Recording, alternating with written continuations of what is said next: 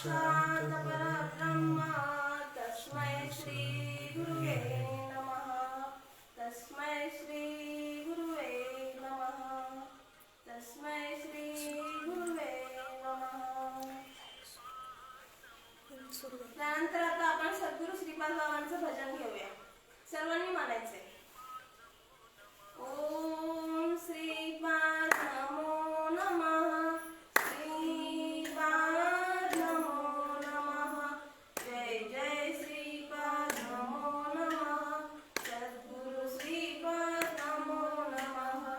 ओम श्रीपाद नमो नमः. श्रीपाद नमो नमः. जय जय श्रीपाद नमो नमः. सद्गुरु श्रीपाद नमो नमः. ओम श्रीपाद नमो नमः. श्रीपाद नमो नमः. जय जय श्रीपाद नमो नमः. सद्गुरु श्रीपाद नमो नमः. ओम श्रीपाद नमो नमः. श्रीपाद नमो नमः. जय जय श्रीपाद नमो नमः. सद्गुरु श्रीपाद नमो नमः. ओम श्रीपाद नमो नमः. श्रीपाद नमो नमः. जय जय श्रीपाद नमो नमः. सद्गुरु श्रीपाद नमो नमः. ओम श्रीपाद नमो नमः. श्रीपाद नमो नमः. जय जय श्रीपाद नमो नमः. सद्गुरु श्रीपाद नमो नमः. ओम श्रीपाद नमो नमः. श्रीपाद नमो नमः. जय जय श्रीपाद नमो नमः. सद्गुरु श्रीपाद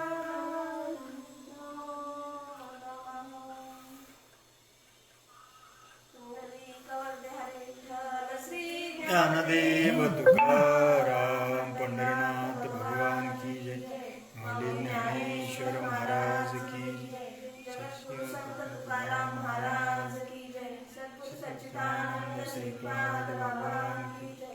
सद्गुरु सच्चिदानंद रामदास भगवान की जय. अवधूत चिंतन से गुरुदेव दत्त गोपाल कृष्ण. कृष्ण भगवान की जय. प्रस्तुत प्राप्त प्रसंगी प्रवचन रूपी सेवेला सुरुवात करण्यापूर्वी थोडासा पर्याय. सद्गुरु सच्चिदानंद श्रीपाद बाबा यांच्या कृपाशीर्वादाने आणि गुरुवाले पुरुषोत्तम रायजाधव बाबा आणि विश्वात्मक देव मंडे यांच्या योग्य मार्गदर्शनाने ही आपली फेसबुक लाईव्ह प्रवचन सेवा यातल्या दुसऱ्या पर्वातील आजचं हे 17वे पुष्प तुम्हा संत वृंदांच्या चरणी अर्पण. गेली 2 रविवार आपलं लाईव्ह प्रवचन सेवा बंद होती. त्यानंतर आज आपलं पुन्हा ही प्रवचन सेवा सुरू झाली. तर आता आपण आपल्या प्रवचन रूपी सेवेला सुरुवात करूया. तर आज आपला चिंतनाचा विषय आहे देहसृष्टी आणि तत्वसृष्टी म्हणजे ईशसृष्टी. मग आता यामध्ये अनाहतनाद कोणता, त्यानंतर या ब्रह्मांडाची या सृष्टीची निर्मिती कशी झाली आहे, आपली धडपड कशासाठी चालू आहे, आपण स्थिर आहोत की अस्थिर आहोत याबद्दल आपण चर्चा करूया. त्यानंतर शारीरिक विचार, मानसिक विचार हे कसे असतात. ह्या देहसृष्टीला आपण आलो. आता ह्या देहसृष्टीत येऊन संतांनी कसं कार्य केलेलं आहे, संतांनी सुद्धा देहसृष्टी धारण केली आहे, त्यांनी कार्य कसं केलंय, इथे येऊन निरीच्छ कसं व्हायचंय आपल्याला. त्यानंतर निरीच्छ होण्यासाठी आपण चिंतन कसं करणार आहोत, भागवत कथा कशाला म्हणायचं, भागवत कथा सांगण्याचा काय उद्देश आहे, त्यानंतर प्रारब्ध कसे तयार होतं, भक्ती कशाला म्हणायचं. आता यावर आपण सविस्तर चिंतन पाहूया. मग भगवंतांनी अनेक अवतार घेतले. देव सुद्धा देहसृष्टीला आले, संत सुद्धा आले आणि आपण सुद्धा आलो. मग भगवंत देहसृष्टीला आले, मग भगवंतांनी कोणते कोणते अवतार घेतले. मग सतयुगामध्ये राम आले, द्वापर युगामध्ये कृष्ण आले, कलियुगामध्ये हरी, असे भगवंतांनी अनेक अवतार घेतले. आता भगवंत कधी अवतार घेतात, जेव्हा जेव्हा धर्मावर ग्लानी येते, धर्मावर जेव्हा संकट येतात, धर्माचं वर्चस्व जेव्हा प्रस्थापित होतं, त्या वेळेला भगवंतांना अवतार घ्यावा लागतो. मग भगवंत अवतार घेतात म्हणजे यदा यदा हि धर्मस्य ग्लानिर्भवति भारत अभ्युत्थानम् सुजाम्य. म्हणजे भगवंत कधी अवतार घेतात की ज्या ज्या वेळेला धर्मावर ग्लानी येते, म्हणजे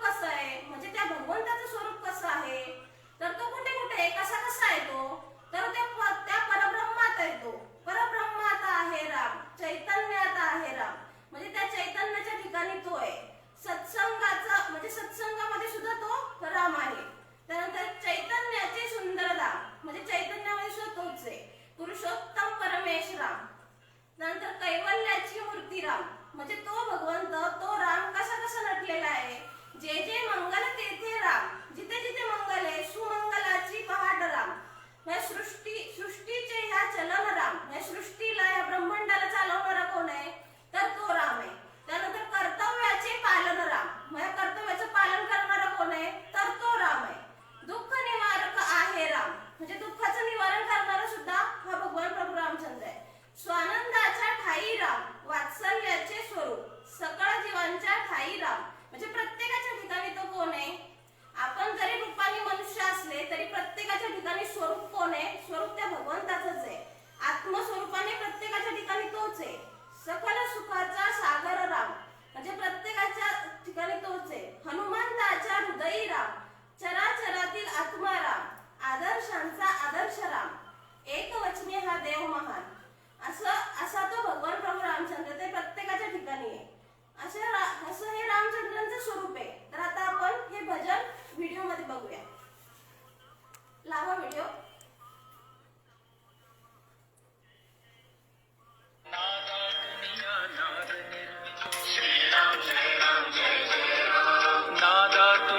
नाद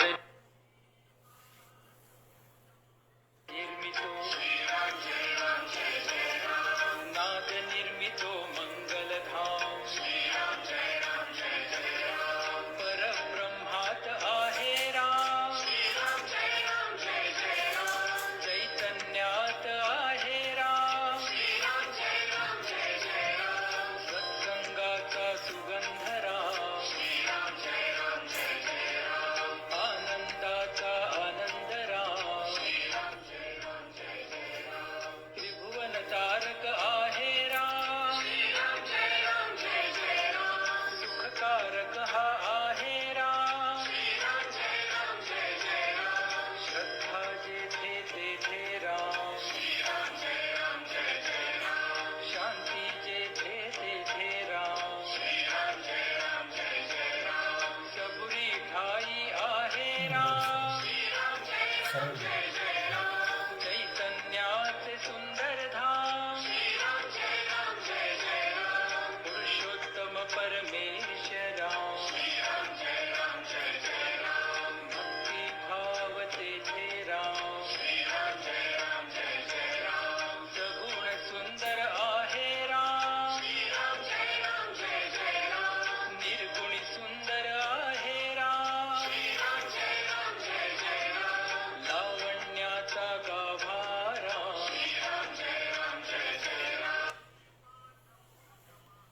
नादातून या नाद निर्मितो, श्रीराम जय राम जय जय राम. आताच हे आपण भजन ऐकलं. तर सुरुवातीला काय म्हटलंय, नादातून या नाद निर्मितो. आता नाद म्हणजे काय तर हा अनाहत नाद. आता अनाहत नाद कुठला तर आपल्या श्वासातून जो ध्वनी निर्माण होतो त्याला म्हणतात अनाहत नाद. आता बारीक जर विचार करत गेलो तर सुरुवातीला काय आहे तर सुरुवातीला ओम हे अक्षर आहे. मग आता ओम अक्षरापासनं मग पुढे मूळाक्षर आणि व्यंजन. आता ओम पासून काय निघाले तर हे 36 मूळाक्षर आणि 12 व्यंजन, म्हणजे ते किती झाले तर 52 झाले. मग हे निघाले कुठनं ओम पासून हे 52 अक्षर निघाले. मग त्या 52 अक्षरांचं मूळ काय आहे तर या 52 अक्षरांचं मूळ ओम हे आहे. मग आता ओम पासूनच सगळं आहे. मग आता ओमचं स्वरूप काय आहे, ओमचं स्वरूप सोहम हे आहे. तर बारीक विचार करायचा सोहमचं स्वरूप. मग सोहमचं स्वरूप काय पहिल्यांदा ओमचं स्वरूप सोहम हे आहे. आणि सोहमचं स्वरूप काय आहे तर तुमच्या श्वासातून निघणारा जो ध्वनी आहे त्याला म्हणायचं अनाहत नाद. आपल्या श्वासातून जो ध्वनी निघतो त्याला म्हटलेलं आहे अनाहत नाद.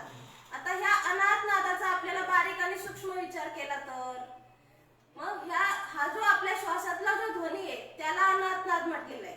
मग याचा बारीक विचार करत आपण जर गेलो तर पुढे पुढे जाऊन सोहम असं होतं. म्हणजे अगोदर आपल्या काही लक्षात येत नाही पण बारीक विचार केला त्यावर लक्ष ठेवलं की मग आपल्या लक्षात येते. म्हणजे अगोदर काय असतंय, अगोदर हे ओम हे अक्षर आहे. मग त्याच्यातनं पुढे काय निघाले की 36 मूळाक्षर निघाली. म्हणजे क ख ग त्याला व्यंजन सुद्धा म्हणतात. म्हणजे ते 36 मूळाक्षर. त्यानंतर मग 12 स्वर, मग अ आ इ हे स्वर. म्हणजे हे 12 स्वर आणि 36 व्यंजन हे ओम या मूळाक्षरातनं निघाले. मग आता ही अक्षरं झाली. ह्या अक्षराचं पुढे पुढे काय होत गेलं तर त्यात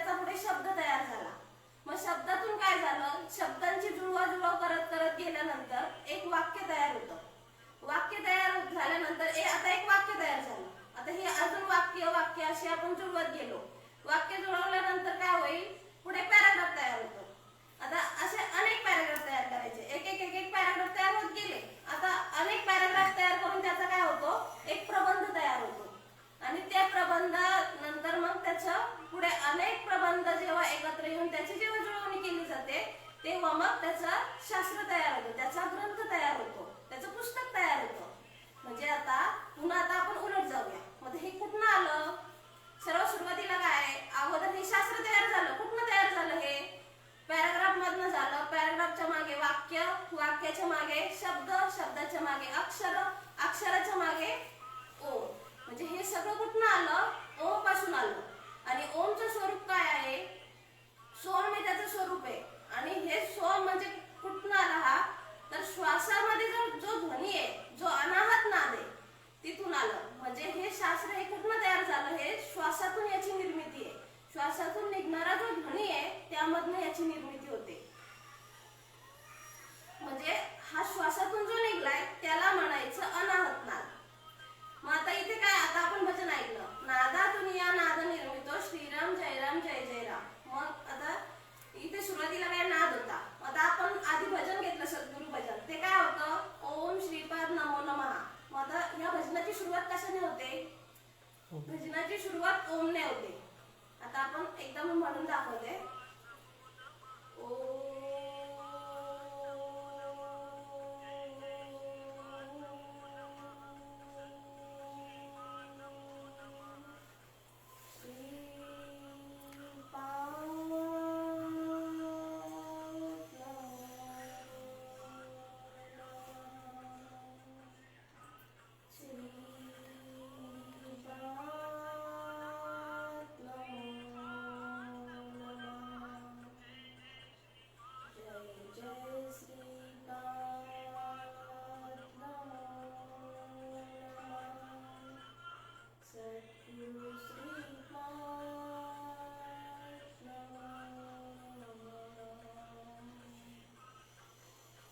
हे आता आपलं सद्गुरु भजन. याची सुरुवात कशाने झाली? सुरुवात ओमने होते. त्यानंतर काय केलंय? त्यानंतर सद्गुरूंना नमन केलेलं आहे. आणि मग शेवटी काय आहे?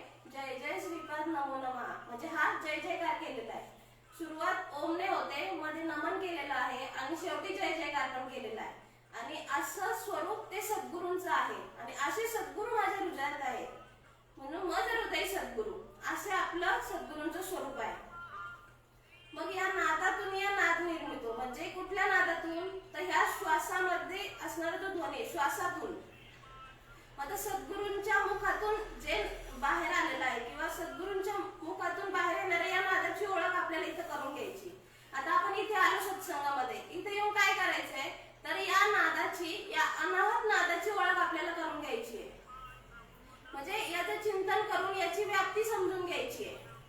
मग आता या नादातून आता सांगितलं की अक्षर तयार होतात. मग जसं की आता आपण गाढव म्हटलं, गाढव मध्ये किती अक्षर येतात? गाढव 3 अक्षर असतात. मग ह्या 3 अक्षरांची निर्मिती कुठून झाली? ओम पासून झाली.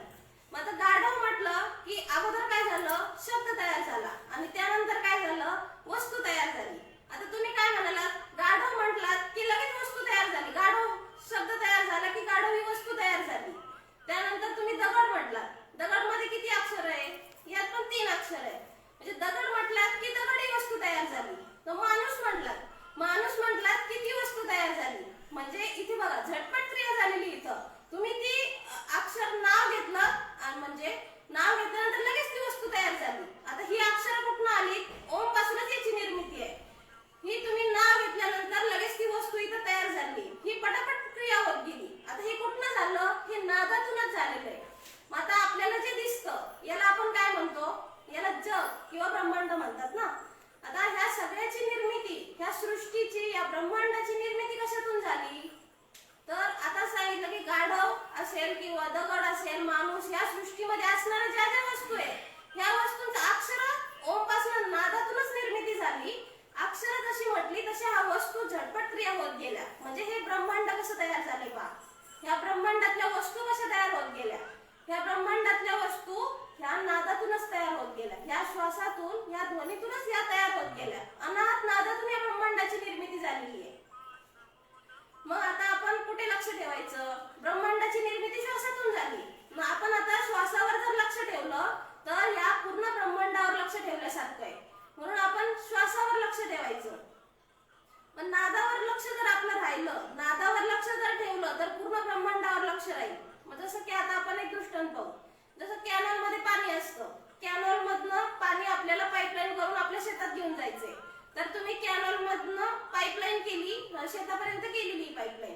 पण जिथं कॅनल असतो, कॅनल मधनं जिथं पाईपलाईन केली तिथे एक मेन कॉक असतो. तो मेन कॉक जर चालू केला तरच पाईपलाईनने पाणी पुढे तुमच्या शेतात जाणार आहे. आणि तो जर कॉक बंद केला तर पाणी पुढे जाणार नाही. मग आता तो कॉक जो आहे तो आपल्याला चालू करायचा आहे. म्हणजे तो कॉक जर चालू केला तर पाणी पुढे जाणार आहे ना. मग काय तुम्हाला टेन्शन घ्यायची गरज नाही, अजून चिंता करायची गरज नाही ना. मग महत्वाचं काय आहे की तो कॉक तुम्ही चालू केला पाहिजे. आता इथे आपल्याला माहिती आहे की तो कॉक चालू केला तर माझ्या शेतात पाणी जाणार आहे, बरोबर. मग तसं तुम्ही श्वासावर लक्ष ठेवायचंय. तुम्ही श्वासावर जर लक्ष ठेवलं तर तुम्ही पूर्ण ब्रह्मांडावर लक्ष ठेवल्यासारखं आहे. कारण ब्रह्मांडाची निर्मिती कुठून झाली? या नादातून झाली, म्हणजे श्वासातूनच झाली. मग तसं आता आपल्याला माहिती आहे मेन कॉक चालू केल्यानंतर की पुढे पाणी येतं. पाणी पुढे कुठं जातं हे आपल्याला काही माहिती नाही, कारण पाईपलाईन करत करत गेली. तुम्ही काही तिकडे बघायला गेलेले नाहीत ना. तुम्ही फक्त मेन कॉक चालू केलाय, तुम्ही फक्त श्वासावर लक्ष ठेवलंय. म्हणजे जाणीव नेणीव भगवंती नाही. मेन कॉक चालू केलाय, श्वासावर लक्ष ठेवतं याची जाणीव आहे, पण पाणी पुढे कुठं गेलंय हे आपल्याला माहित नाही, याची जाणीव नाहीये. म्हणून आपण काय करायचंय तर श्वासावर लक्ष ठेवायचंय. श्वासावर लक्ष ठेवलं की पूर्ण ब्रह्मांडावर लक्ष ठेवल्यासारखं आहे. मग आता इथं काय सांगायचंय की ह्या ब्रह्मांडाची निर्मिती या ब्रह्मनादातून झाली. मग हा श्वास जो घुमतो त्याला ब्रह्मनाद सुद्धा म्हणतात. तर याला वेगवेगळी, त्याला अनाहतनाद म्हटलो आपण. त्याला वेगवेगळे शब्द आहे, वेगवेगळ्या शास्त्रामध्ये वेगवेगळे शब्द आहेत. त्याला अनाहतनाद म्हणतात, कोणी ब्रह्मनाद म्हणेल. मग आता हा ब्रह्मनाद ऐकण्यासाठी म्हणजे हे जे योगी तपस्वी जे असतात ना ते शेकडो वर्ष तपस्वी करत बसतात. तपश्चर्या त्यांची चालली कशासाठी? तर हा ब्रह्मनाद अनाहतनाद ऐकण्यासाठी. पण हा नाद म्हणजे हा श्वासावर आपल्याला लक्ष ठेवलं तर तो आपल्याला ऐकू येतोय. आणि हे योगी तपस्वी शेकडो वर्ष करतात तरी सुद्धा त्यांना त्याचा काही अनुभव येत नाहीये. म्हणून बाबा काय सांगतात की प्रबोधातून श्वासाचं चिंतन जर केलं, त्याच्यातनं जो ध्वनी बाहेर येतो त्याचं जर मार्गदर्शन झालं, त्याचं जर चिंतन झालं तर हा अनाहतनाद आपल्याला काय मग तो आपल्याला समजेल. किंवा मग त्या शब्दातून पुढे ओम तयार होतो आणि ओम मधनं ही सगळी अक्षर आहेत. आणि मग ही अक्षरांची जुळवाजुळव करत जाईल तशी वस्तू तयार झाल्या. आता ह्या वस्तू कशातून तयार झाल्या? श्वासातूनच झाल्या. मग आता तुम्ही जगातली कुठलीही वस्तू घ्या, ह्या 52 अक्षराशिवाय त्यात दुसरं कुठलंच अक्षर नाहीये. ह्या ब्रह्मांडातली कुठलीही वस्तू घ्या तुम्ही, त्या वस्तूला ह्या 52 अक्षरापैकीच 52 अक्षरातच लागतात. 53 अक्षरच नाहीये तिथे. जसं आपण जर विज्ञानात पाहिलं तर विज्ञानामध्ये 108 मूलद्रव्य आहेत. तुम्ही कुठलाही पदार्थ घेतला तर त्या पदार्थामध्ये ते 108च मूलद्रव्य असतात, 109 मूलद्रव्य नसतोच. कुठलाही पदार्थ घ्या, काही तुम्ही रासायनिक प्रक्रिया जरी केली तरी सुद्धा ही 108च मूलद्रव्य वापरली जातात, त्याच्यापेक्षा दुसरं नाहीये. मग आता ह्या ब्रह्मांडातल्या सगळ्या वस्तू पदार्थ हे सगळे याची निर्मिती कुठनं झाली? तर श्वासातूनच झालेली आहे. मग आता हे श्वासातूनच वेद बाहेर पडले नाही का? असं म्हणतात की ब्रह्मदेवाच्या श्वासातून वेद बाहेर पडले. मग ते कसे बाहेर पडले असतील बरं? प्रश्न पडतो ना आपल्याला कधी कधी. तर ह्या श्वासातूनच ते वेद बाहेर पडले. श्वासामधून अगोदर ओमची निर्मिती झाली, मग त्यानंतर त्यातनं अक्षरं बाहेर पडली, अक्षरातून वाक्य तयार झाले, वाक्यातनं मग हे वेद ह्या श्वासातून अशा प्रकारे बाहेर पडले. म्हणजे या 4 वेदांचं मूळ काय आहे? तर 4 वेदांचं मूळ हे श्वासच आहे. म्हणून बाबा सांगायचे भाऊ श्वासावर लक्ष ठेवा, लक्ष लावणे राहा अंतरी. म्हणजे तुम्ही लक्ष कुठे ठेवायचंय तर श्वासावर ठेवायचं सांगितलं. मग आता हे शास्त्रामध्ये सांगितलेलं आहे. आता ह्या शास्त्राचा आपल्याला अनुभव येईल की नाही माहिती नाही, परंतु ह्या श्वासाचा अनुभव मात्र 100% येतोच.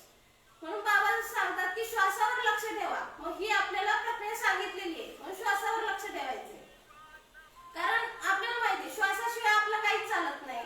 जे काही आहे ते सगळं श्वासावर चालू आहे. आपलं अस्तित्व कशामुळे आहे? आता आपण बसलोय, सत्संगात आलोय, कुठून तरी आलो ना. कशामुळे आलो? चाले हे शरीर कोणाची असते, कोण बोलावितो हरिविना. मग हे शरीर कशामुळे चालतं? तर श्वासामुळे चालतं. आपली जी प्रेझेन्स आहे किंवा आपण जे आहोत ते श्वासामुळे आहोत. मग आता प्रत्येकाचा श्वास हा एकच आहे. जसं की किडा मुंगीचा श्वास, माणसाचा, प्राण्यांचा प्रत्येक जण श्वास घेतात ना, वनस्पती घेतात, प्राणी घेतात, आपण घेतो, किडामुंगी घेतात. तर प्रत्येक जण श्वास घेतात. हा श्वास एकच आहे, प्रत्येकाच्या ठिकाणी तो एकच आहे. आता विज्ञानामध्ये दोन संस्था आहेत, एक तर म्हणजे सजीव आणि निर्जीव. विज्ञानाने दोन भाग केलेत, एक सजीव आणि निर्जीव. मग सजीवामध्ये अजून पुन्हा दोन भाग केले, एक वनस्पती संस्था आणि प्राणी संस्था. आता वनस्पती संस्थेला प्लांट किंगडम म्हणतात आणि प्राणी संस्थेला ॲनिमल किंगडम म्हणतात. म्हणजे वनस्पती संस्था आणि प्राणी संस्था. कारण वनस्पती पण श्वास घेतात आणि प्राणी मात्र आणि माणूस आपण पण श्वास घेतो. मग भगवंताने इथं बॅलन्स राखायचे ना, तर मग तिथं काय केलंय की वनस्पतींना कार्बन डायऑक्साईड घ्या सांगितलं आणि प्राणवायू म्हणजे ऑक्सिजन सोडायचं सांगितलं आणि प्राण्यांना काय सांगितलं की तुम्ही ऑक्सिजन घ्या आणि कार्बन डायऑक्साईड सोडा.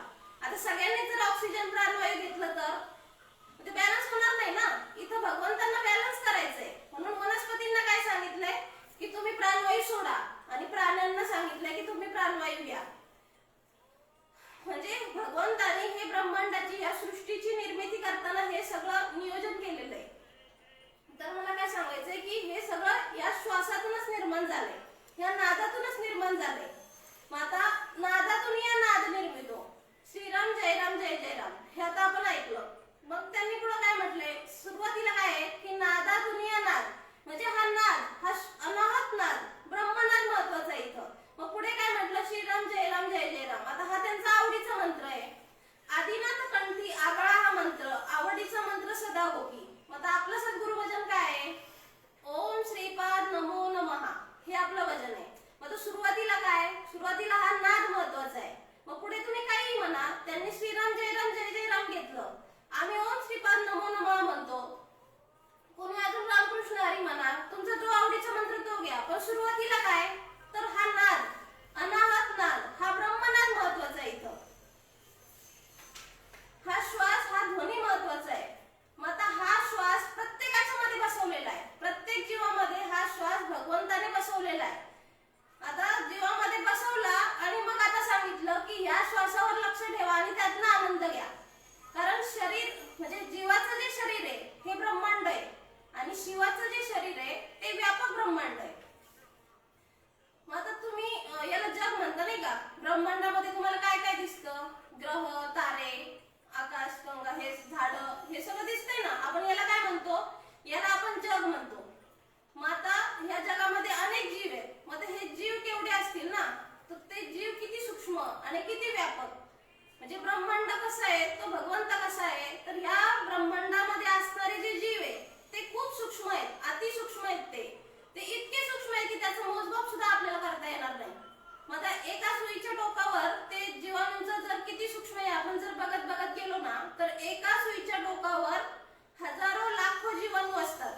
मग आता ते लाखो जीवाणू आपल्या डोळ्याला दिसतील का, ते काही डोळ्याला दिसणार नाही. म्हणजे ते किती सूक्ष्म आहे. म्हणजे सूक्ष्म सूक्ष्म बघत जर गेलो तर त्या सूक्ष्माचा आपल्याला अंत लागत नाहीये. मग हे सगळं ब्रह्मांडाची निर्मिती भगवंताने केली ना, तो व्यापक व्यापक जर बघत गेलो तर त्या व्यापकतेचा सुद्धा आपल्याला अंत लागत नाही आणि त्या सूक्ष्माचा सुद्धा अंत लागत नाही. मग सूक्ष्म सूक्ष्म म्हणत गेलो तर तो त्या बाजूने सुद्धा खूप अनंत आहे आणि व्यापक जर म्हटलं तर व्यापक व्यापक शोधत गेलो तर तो सुद्धा खूप अनंत आहे. म्हणजे त्याच्या भगवंताच्या स्वरूपाचा, सूक्ष्माचा आणि व्यापकतेचा या दोघांचाही अंत लागत नाही.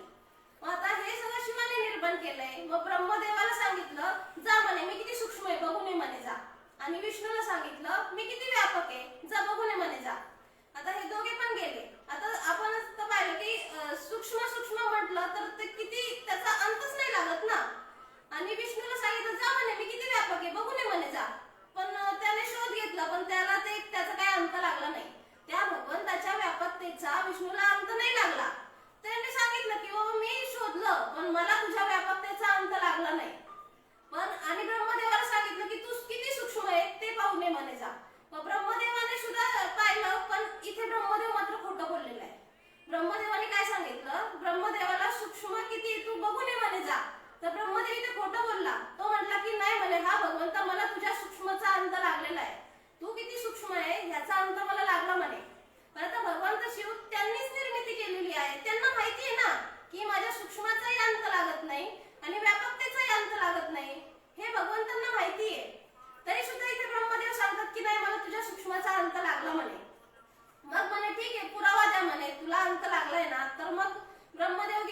गाईला घेऊन आले. तर गाईला पुरावा म्हणून घेऊन आले. पण शिवाला हे माहित असतं की तो किती सूक्ष्म आहे, ह्या त्याचा अंतच लागणार नाही. आता एका सुईच्या टोकावर हे लाखो जीवाणू असतात. मग ते लाखो जीवाणू, त्या प्रत्येक जीवाणूचं शरीर आणि मग त्याच्यामध्ये त्याचा जीव, म्हणजे ह्याचा काय अंत लागेल का? तर जीवाचं विघटन तरी आपल्याला करता येईल का? मग हे काय करता येणार नाही. आणि मग ह्या ब्रह्मदेवाला कसा याचा अंत लागला हे शिवाला माहित असतं की माझ्या सूक्ष्माचाही अंत लागणार नाही. तरी ब्रह्मदेव खोटं बोलतो आणि गाईलाही घेऊन येतो पुरावा म्हणून. मग इथे भगवंत त्याला शाप देतात, शिव त्याला शाप देतात की गाईला सुद्धा शाप देतात. तर गाईला असा शाप देतात की तुझं पुढून कोणी दर्शन घेणार नाही. तर गाईचं आता सुद्धा आपण गाईचं जर पुढून दर्शन घेतलं तर त्याचं काही फळ मिळत नाही. मग गाईचं जर दर्शन घ्यायचं असेल तर ते आपल्याला मागून घ्यावं लागतं, कारण गाईला तिथे शाप देतात भगवंत. आणि ब्रह्मदेवाला सुद्धा शाप दिला पुढे की ब्रह्मदेव म्हातारा नाहीये, दिसायला तो म्हातारा नाहीये, पण तो दिसताना म्हातारा दिसेल. त्यानंतर ब्रह्मदेवाची कोणी पूजा करणार नाही, त्याचं कोणी मंदिर बांधणार नाही. आता आपण जर पाहिलं तर ब्रह्मदेवाचं कुठे मंदिर नाहीये. शिवाची मंदिर आहेत नाही का, प्रत्येक देवाचं मंदिर आहे, पण ब्रह्मदेवाचं मंदिर नाहीये. ब्रह्मदेवाची कोणी पूजा केली जात नाहीये. म्हणजे इथे त्याला शाप दिलेला आहे, कारण तो खोटं बोलला ना. मग आता विचार करा, का खोटं बोलायचं? बरोबर आहे की नाही? तुम्ही प्रपंचात खोटं बोलता, पण इथे परमार्थात का खोटं बोलायचं? मग तो सांगू शकला असतं ना की भगवंता तुझ्या सूक्ष्मचा अंत मला नाही लागला, हे तो सांगू शकला असता. पण इथे तो सांगत नाही, तर खोटं बोलला. इथे काही खोटं बोलायची गरज नाही, कारण भगवंतांना माहिती आहे मी किती सूक्ष्म आहे, माझ्या सूक्ष्माचा अंत कोणालाही लागलेला नाहीये. मग आता असेच काही जण असतात की म्हणतात की नाही आम्हाला ब्रह्मज्ञान झालं, ब्रह्मज्ञान झालं. मग आम्ही झालो ऐसा जो म्हणे तो काहीच नाही. इथं माऊलीने एक मूवी खर्च केली त्यासाठी की जर कोणी म्हणत असेल की मला ब्रह्मज्ञान झालं, मला फार समजलं, तर भगवंताच्या सूक्ष्माचा आणि भगवंताच्या व्यापकतेचा हा अंत कोणालाही लागलेला नाहीये, कारण हा दोन्ही बाजूने तो अनंत आहे. मग असं कोणी म्हणायचं नाही की मला ब्रह्मज्ञान झालं. म्हणून मग बाबा सांगतात की पायीची वाहन पायीच बरी, नाही का? असं म्हणत बसायचं नाही की मला तुझा अंत लागला. मग शेवटी काय करायचं, तर सद्गुरु भजन करायचं. मग त्या भजनामध्ये सद्गुरु भजन करत करत त्यामध्ये एवढं तल्लीन व्हायचं की त्यामध्ये विरून जायचं, म्हणून भजन करायचं. आता आपली सगळ्यांची धडपड चालू आहे. कशासाठी चालू आहे? तर स्थिर होण्यासाठी चालू आहे. आता आपण स्थिर आहोत की अस्थिर आहे? प्रत्येकाने स्वतःला प्रश्न विचारायचा, आपण स्थिर आहोत की अस्थिर आहोत? तर प्रत्येक जण अस्थिर आहे. आपली धडपड कशासाठी चालू आहे? तर स्थिर होण्यासाठी चालू आहे. आता गतिमान आणि स्थिर हे दोन विरुद्ध अर्थाचे शब्द आहेत. स्थिर म्हणजे शांत, तिथं स्थिर होतो तो, आणि गतिमान म्हणजे ज्याला गती येतो त्याला अस्थिर सुद्धा म्हणतात. म्हणजे हे एकमेकांच्या विरुद्ध अर्थाचे शब्द आहेत. मग आता आपल्याला स्थिर व्हायचंय. आता आपण काय, आता अस्थिर आहेत आपण, आपल्याला स्थिर व्हायचंय. आता समज प्रपंचामध्ये आपण काय काय करतो, अभ्यास करतो. आता अभ्यास जास्ती करतो आपण, का करतो बरं अभ्यास? आपला काय टार्गेट आहे, मेन उद्देश काय असतो आपला? किंवा आता अभ्यास करतो की पुढे जाऊन अभ्यास नाही करायला लागला पाहिजे. त्यानंतर पटापट चालतो, फास्ट चालतो. कशासाठी? की लवकर जाऊन पोहोचायचंय ना. आता लवकर लवकर चालायचं का, तर पुढे जाऊन चालायला नाही लागलं पाहिजे. त्यानंतर पैसे कमवतो. पैसे सगळेच जण कमवतात, याचा अनुभव प्रत्येकाला असतो. प्रत्येक जण पैसा कमवून ठेवतो. खूप कमवायचे, रात्रंदिवस काही काही डबल ड्युट्या करून करतात. कशासाठी? किंवा पुढे जाऊन नाही कमवायला लागायला पाहिजे. म्हणजे आता आपण काय, आता अस्थिर आहे आपण, पुढे जाऊन काय व्हायचंय? ही सगळी धडपड कशासाठी चालू आहे? तर स्थिर होण्यासाठी चालू आहे. म्हणजे आता पैसे कमवतो, अभ्यास करतो, घरावर चालतो, कशासाठी? स्थिर होण्यासाठी. मग आपलं ध्येय काय आहे की मला स्थिरता प्राप्त करायची. मग आता आपलं टार्गेट काय लक्षात घ्यायचं, काय आम्हाला स्थिर व्हायचंय. आता आपले जे विचार आहेत ते कुठल्या दिशेने चालू आहेत? तुम्ही पैसा कमवा, धावपळ करा. पैसे कमवण्यामागचे किंवा त्यामागे धावपळ करण्यामागचा आपला उद्देश काय असतो की मला स्थिर व्हायचंय. त्यानंतर भराभर चालतो, फास्ट जायचंय ना. की समजा आता तुम्ही गाडीने जाता, फास्ट जाण्यासाठी काय काय तुम्ही कोणीतरी साधनं वापरतात ना. कोणी स्वतःच्या गाडीने जातो, कोणी बैलगाडीने जाईल, कोण स्वतःची कारने जाईल, कोणी बसने जाईल. आता बसने जर जाणार असाल तर समजा एका ठिकाणाहून दुसऱ्या ठिकाणी जाण्यासाठी दोन बस आहेत. एक बस आहे जी की सुपरफास्ट जाते, आणि दुसरी बस आहे ती की प्रत्येक स्टेशनला थांबते, म्हणजे प्रत्येक स्टॉपला ती थांबणार आहे.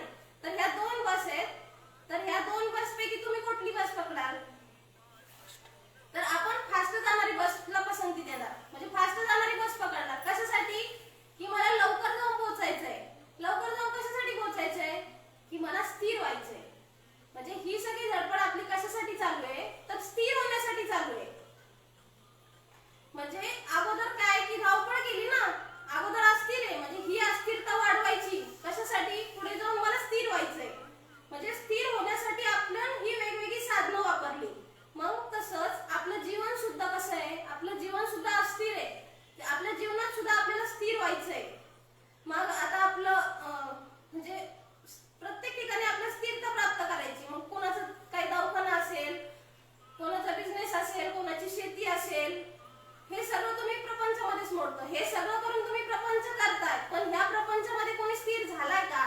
किंवा खूप पैसे कमवले, खूप शेती केली, मग आता वाटलं का बस बा आता थांबून घेऊ? बरं ठीक आहे, दवाखाना चालवत असेल तर एक दवाखाना झाला, मग त्याला वाटतं ना की अजून एखादा दवाखाना व्हायला पाहिजे, अजून 4 व्हायला पाहिजे. बिल्डिंग बांधली, अजून मोठी बिल्डिंग कशी बांधता येईल? म्हणजे इथं स्थिर झालाय का? मग स्थिर जर झाला तर तो म्हणजे बस झाला, आता काय कशाला करायचं पुढं, नाही का? मग तो स्थिर झालाय का? म्हणजे प्रपंचामध्ये सुद्धा, आपल्या जीवनामध्ये सुद्धा स्थिर झालेत का? तर मग इथं म्हणजे आपलं मन शांत नाही झालेलं आहे, स्थिर झालेलो नाही आपण. मग ह्या मनाला स्थिरता प्राप्त नाही होते. तर आपल्याला स्थिर व्हायचं, एका पाठून एक आपले विचार येतच राहतात, काहीतरी इच्छा येतेच आपल्या मनात. एक जर मिळवलं तर तिथं समाधान होत नाहीये, तिथं तो स्थिर होत नाहीये, त्याला अजून काहीतरी मिळवायचंय, अजून डबल कसं होईल, अजून चौपट कसं होईल, हेच आपल्या मनात, म्हणजे त्याचे विचार इथं स्थिर झालेले नाहीये. मग आता इथं मुक्ताची लक्षणं सांगितली. मग मुक्त कधी होईल? जेव्हा आपले विचार थांबतील तेव्हा त्याला मुक्त म्हणायचं. मग आपले विचार थांबलेत का? आपलं स्वतःचं आत्मपरीक्षण आपण करायचं. आपले विचार थांबलेत का? करतोय आपण प्रपंच, करतोय, विचार आपले थांबलेत का? विचारी मना तुझी शोधून पाय. आपल्या मनाला विचारायचं, मन शांत झालंय का? विचार थांबलेत का? मग जर विचार थांबले पाहिजे, मग आता कोणी ठीक आहे प्रपंच कोण विचार थांबले नाही, आता कोणी परमार्थ करतात. मग परमार्थामध्ये सुद्धा आपण पाहतो, कोणी भागवताचार्य म्हणतो, कोणी कीर्तनकार लावून घेतोय पदवी, कोण प्रवचनकार लावून घेतोय, कोणी आनंद भूषण म्हणतोय. मग आता विचार करा, जर जे स्वतःला कीर्तनकार, प्रवचनकार, आनंद भूषण ही जर पदवी लावून म्हणत असाल तुम्ही, तर मग त्यासाठी आपण एक दृष्टांत पाहूया. तर एक तुरुंग असतं, तुरुंगामध्ये अनेक प्रकारचे आरोपी कैदी असतात आणि त्या कैद्यांना प्रत्येकाला वेगवेगळी शिक्षा झालेली असते. ज्या कैद्याचा जसा गुन्हा असेल त्याप्रमाणे त्याला शिक्षा झालेली असते. समजा आता काही कैद्यांना 15 दिवसाची असेल, काहींना 6 महिन्याची, काहींना 1 वर्षाची, काही कैद्यांना जन्मठेपेची, काहींना फाशीची शिक्षा. असं प्रत्येक कैद्याच्या शिक्षेचं स्वरूप हे वेगवेगळं असतंय. जसं त्यांचा गुन्हा असेल त्याप्रमाणे त्यांचं स्वरूप असतं. मग आता त्या कैद्यांवर वॉच ठेवायला एक जेलर पण असतो तिथं. त्या जेलरचं काम काय असतं या कैद्यांवर, म्हणजे त्यांना ती शिक्षा दिलेली असती, तर हे वेगवेगळे कैदी वेगवेगळ्या विभागामध्ये, वेगवेगळ्या वॉर्डमध्ये यांना ठेवलेलं असतं, कारण प्रत्येकाची शिक्षा वेगळी असते ना. मग जेलर काय करतात, आता हे कैद्यांना ठेवलं, मग आता यांना काही नुसतंच फुकट खायला द्यायचं आणि ठेवायचं असं नसतंय ना. त्यांना काहीतरी काम दिलेलं असतं. त्यांना मग काहीतरी शेती काम म्हणा किंवा असं काहीतरी रस्ते फोडायचं, असं काहीतरी काम दिलेलं असतं. आता ह्या कैद्यांना काम दिलं, आता हे मूळचेच एक कैदी आहे, मग हे काय काम करतील का? मग हे काम त्यांना दिलेलं असतं. मग ह्या काम करणाऱ्यावर एक वॉच ठेवायला असतो वरती. तर मग आता तो वॉच ठेवायला कोण ठेवायचा वरती, म्हणजे यांच्यावर देखरेख, त्याला पण देखरेख म्हणू शकतो. देखरेख ठेवण्यासाठी वरती ठेवलेला असतो. मग आता जेलर काय करतो, तर देखरेख ठेवायला जो ठेवायचा आहे तो जरा म्हणजे जास्त दिवस राहायला पाहिजे ना. तर अजून मग ज्याला जन्मठेपेची शिक्षा झालेली आहे, मग तो जास्त दिवस राहील की नाही, तर तो शेवटपर्यंत तिथंच राहणार आहे. जो जन्मठेपेची ज्याला शिक्षा झाली तो कैदी तिथेच राहणार आहे. मग त्या कैद्याला काय करतात की यांच्यावर देखरेख ठेवायचं काम देतात. आणि हे जे बाकीचे कैदी असतात ते लवकर सुटून जाणार असतात, कारण की त्यांची शिक्षा कमी असते ना. पण जो जन्मठेपेचा कैदी असतो ना, तो शेवटपर्यंत राहणार असतो आणि त्याला हे काम दिलेलं असतं, काय तर यांच्याकडून कामं करून घे, त्याला काम दिलेलं असतं, यांच्याकडनं कामं करून घ्या. मग तसे हे अधिकारी, यांना सुद्धा कामं दिलेत ना, यांच्यावर देखरेख ठेवा, यांनी भजन केलं की नाही बघा, यांना भजनाला उठवा, बघा कोण भजन करतंय, कोणी भजन केलं नाही, हे असं कामं ह्या जन्मठेपेच्या कैद्यांना दिलेली असतात. आता हे जे लोक आहेत अधिकारी म्हणून घेणारी, भागवताचार्य, कीर्तनकार, प्रवचनकार म्हणून घेणारी जी आहेत, मग ही कोण झाली?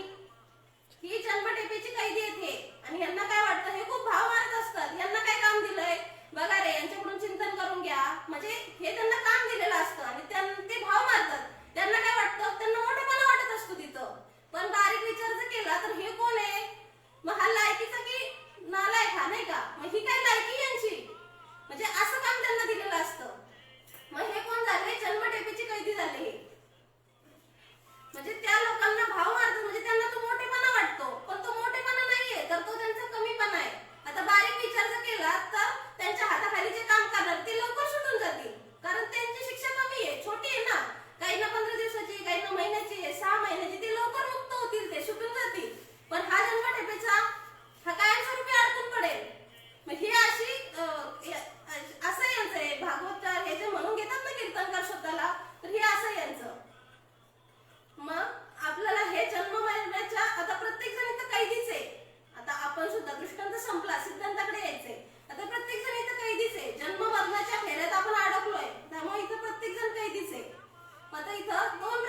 विचार असतात, एक शारीरिक विचार आणि एक मानसिक विचार.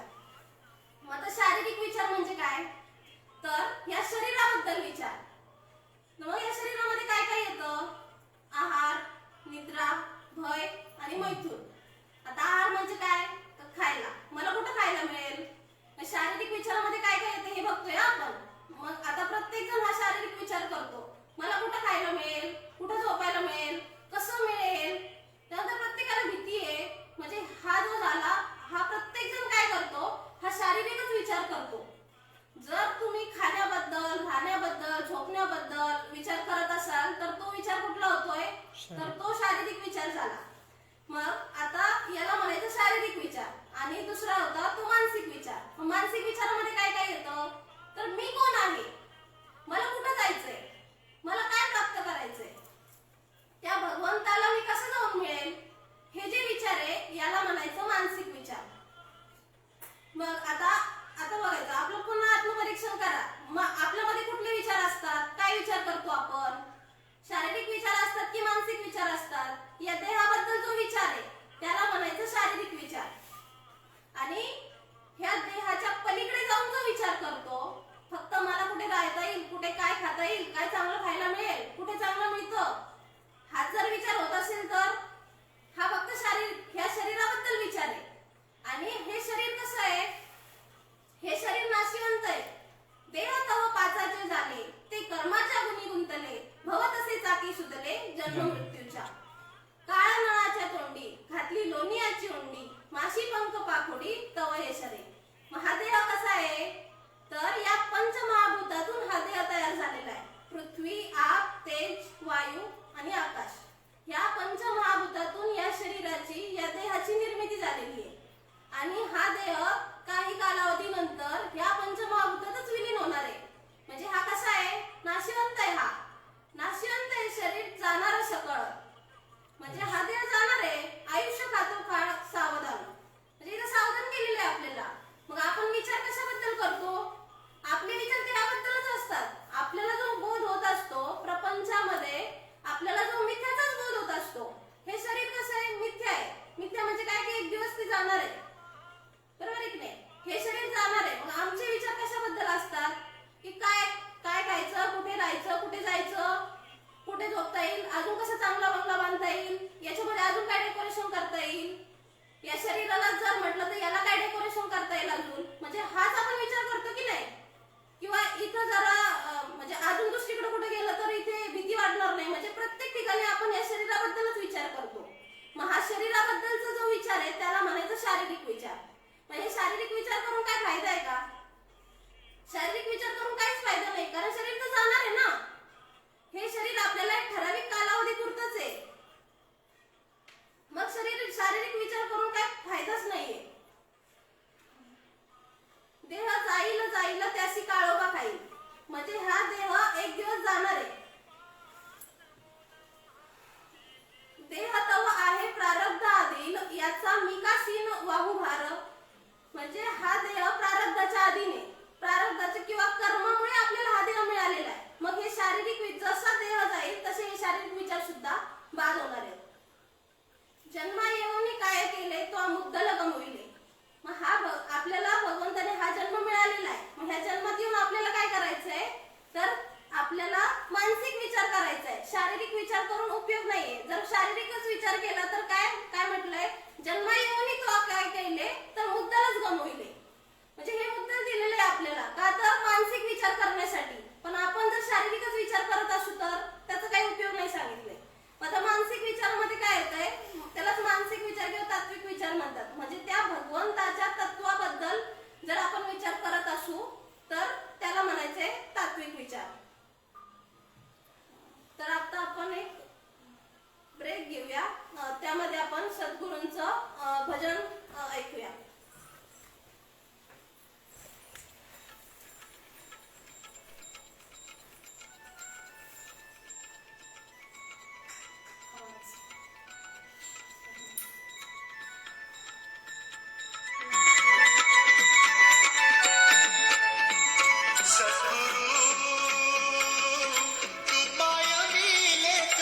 पाणी कस तुला विसरू गुरुराया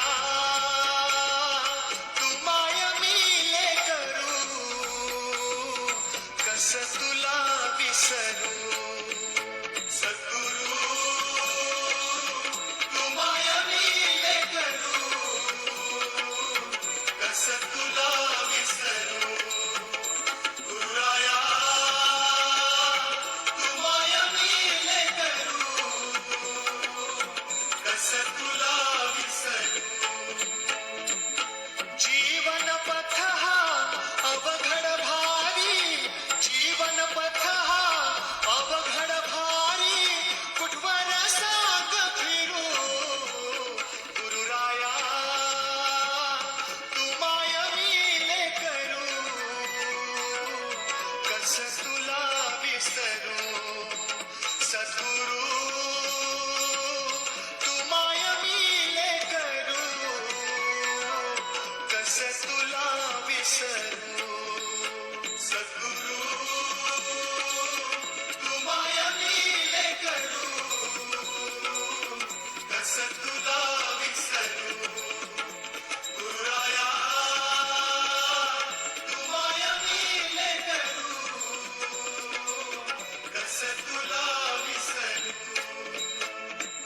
घे मायेच्या पंखाखाली घे मायेच्या पंखाखाली दिनवाणी हे पाखरू गुरुराया तू माय मिले करू कस तुला विसरू सद्गुरु तू माय मिले करू कस तुला विसरू सद्गुरु तू माय मिले करू कस तुला विसरू गुरुराया तू माय मिले करू कस तुला विसरू तव चरणाशी मार्ग सुखाचा तव चरणाशी मार्ग सुखाचा तुम्हीच कल्पतरू गुरुराया तू माय मिले करू कस तुला विसरू सद्गुरु तू माय मिले करू कस तुला विसरू सद्गुरु तू माय मिले करू कस तुला विसरू गुरुराया तू माय मिले करू कस तुला विसरू ब्रह्मचैतन्य असता संगती ब्रह्मचैतन्य असता संगती दुःख लागेल सरू गुरुराया तू माय मिले करू कस तुला विसरू सद्गुरु तू माय मिले करू कस तुला विसरू सद्गुरु तू माय मिले करू कस तुला विसरू गुरुराया तू माय मिले करू कस तुला विसरू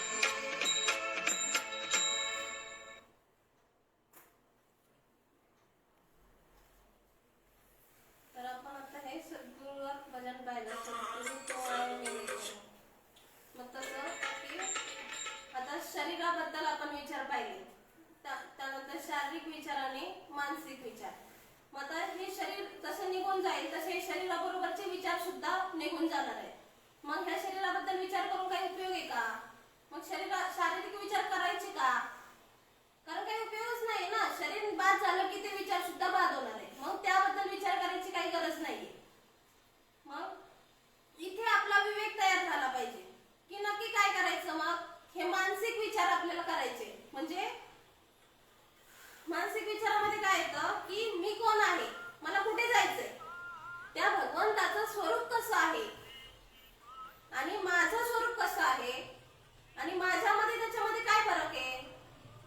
तर आपल्याला हे समजून घ्यायचं इथं, मी त्या भगवंताच्या स्वरूपाला कसं जाऊन मिळेल. तर आपल्या डोक्यात हे विचार आले पाहिजे, याला म्हणायचं मानसिक विचार. मग हे मानसिक विचार जर आपण केले तरच आपण त्या भगवंतापर्यंत पोहोचू शकतो. या मानसिक विचाराने आपल्याला त्या भगवंतापर्यंत पोहोचता येतं. मग शारीरिक विचाराने आपल्याला भगवंतापर्यंत जाता येईल का? नाही, जाता नाही येणार ना, कारण ते शरीराबद्दलचेच विचार आहे. मग शारीरिक विचार इथं करायचे नाहीये. मग तुम्ही म्हणाल हे कसं होणार, कसं शक्य आहे हे, कारण ते शाश्वत नाहीये. मग देगा तो भी भला, न देगा तो भी भला. तुम्ही विचार करून काही उपयोग नाहीये, कारण तुम्ही जन्माला येण्याच्या अगोदरच हे सगळं भगवंताचं प्रयोजन झालेलं आहे.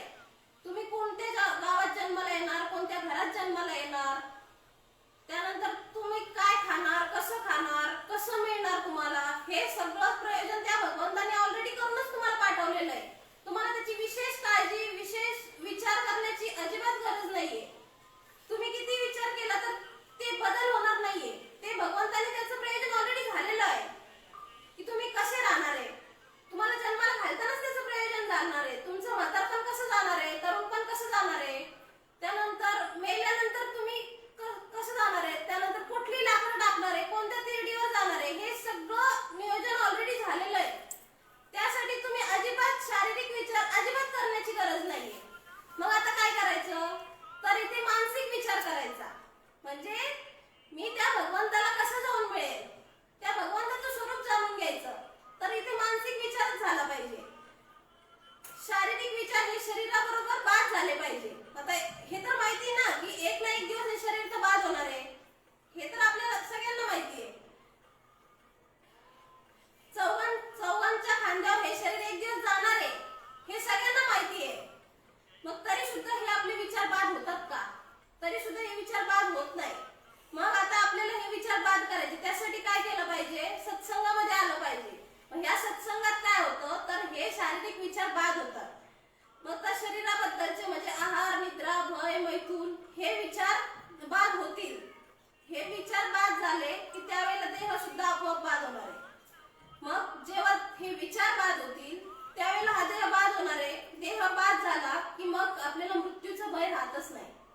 आता आपल्याला सगळं माहिती आहे ना, हे ऑलरेडी सगळं नियोजन झालेलं आहे. हे विचार जर बाद झाले तर हा देह सुद्धा बाद होतो आणि मग तुम्हाला मरणाचं, मृत्यूचं भय राहत नाही. आता भय नाही ऐसे वाटे जीवा, घडली या सेवा समर्थांची.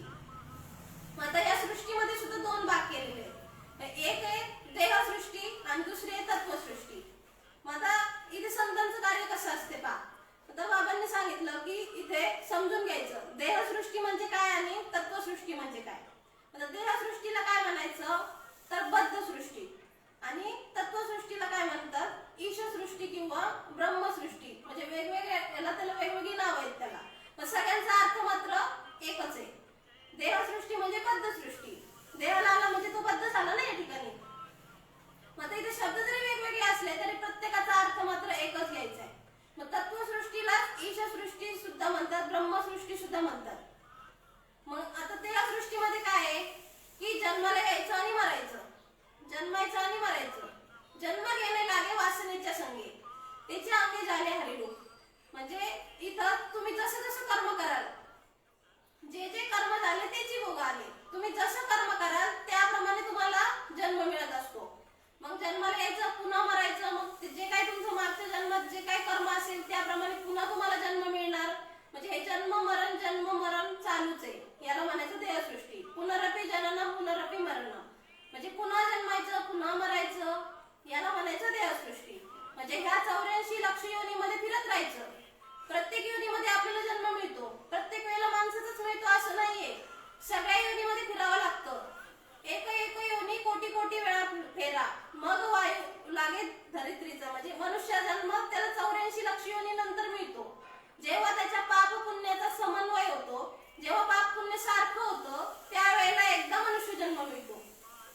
मग असं असतं, याला म्हणायचं देहसृष्टी. मग ह्या देहसृष्टीमध्ये येऊन म्हणजे काय, देह म्हणजे काय, देह मिळाला म्हणजे तो बद्ध देहसृष्टी म्हटलेलं आहे. मग आता इथं तुमच्या प्रारब्धानुसार तुम्ही आता हे देहसृष्टीला आला, मग याला बद्ध म्हणायचं. आणि आता तत्वसृष्टी म्हणजे काय की तिथं भगवंताबद्दल विचार केला जातो. तर देहसृष्टीमध्ये आहार, निद्रा, भय, मैथून इतकाच विचार होतो, त्याला म्हटलेलं आहे देहसृष्टी.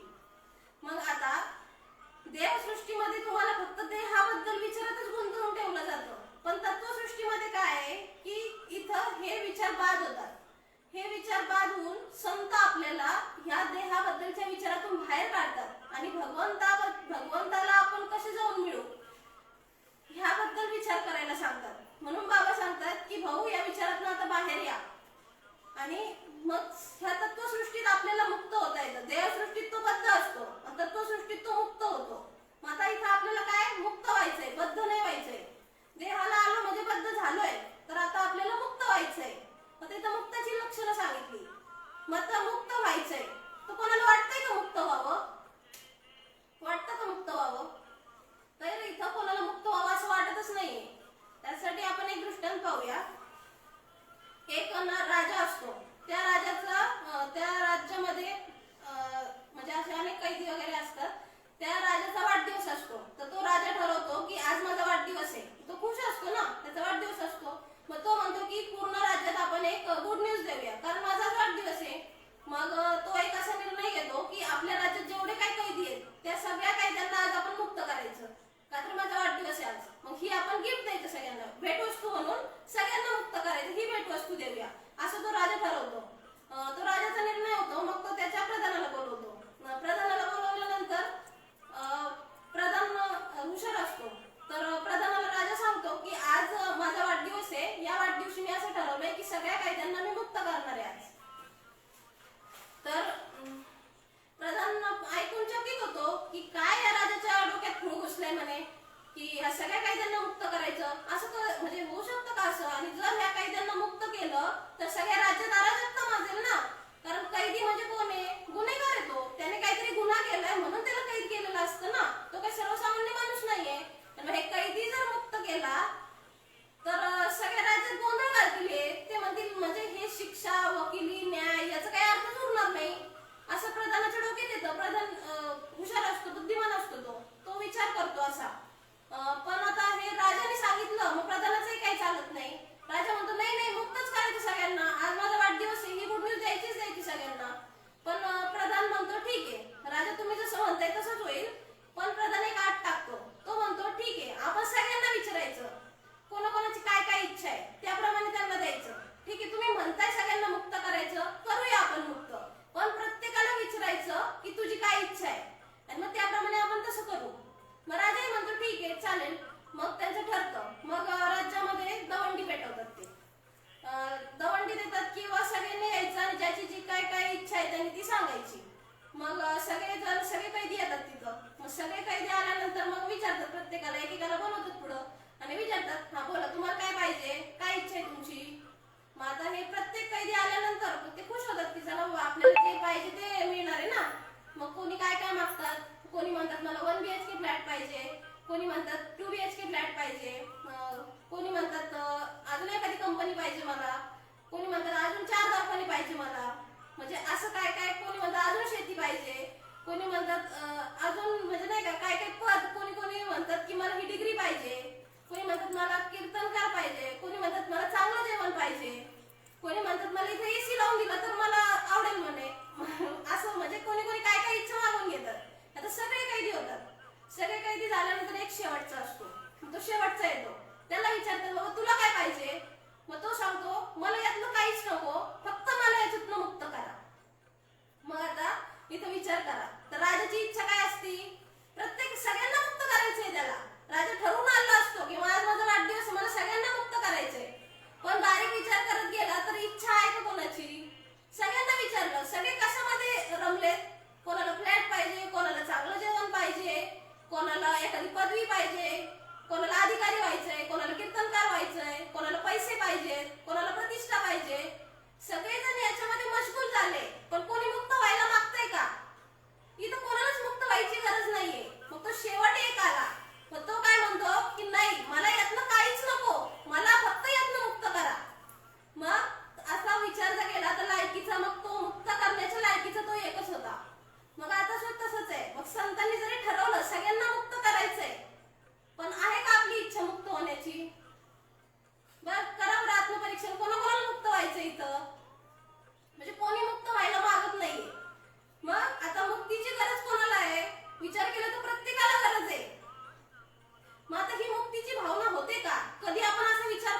बाबा मला मुक्त व्हायचंय.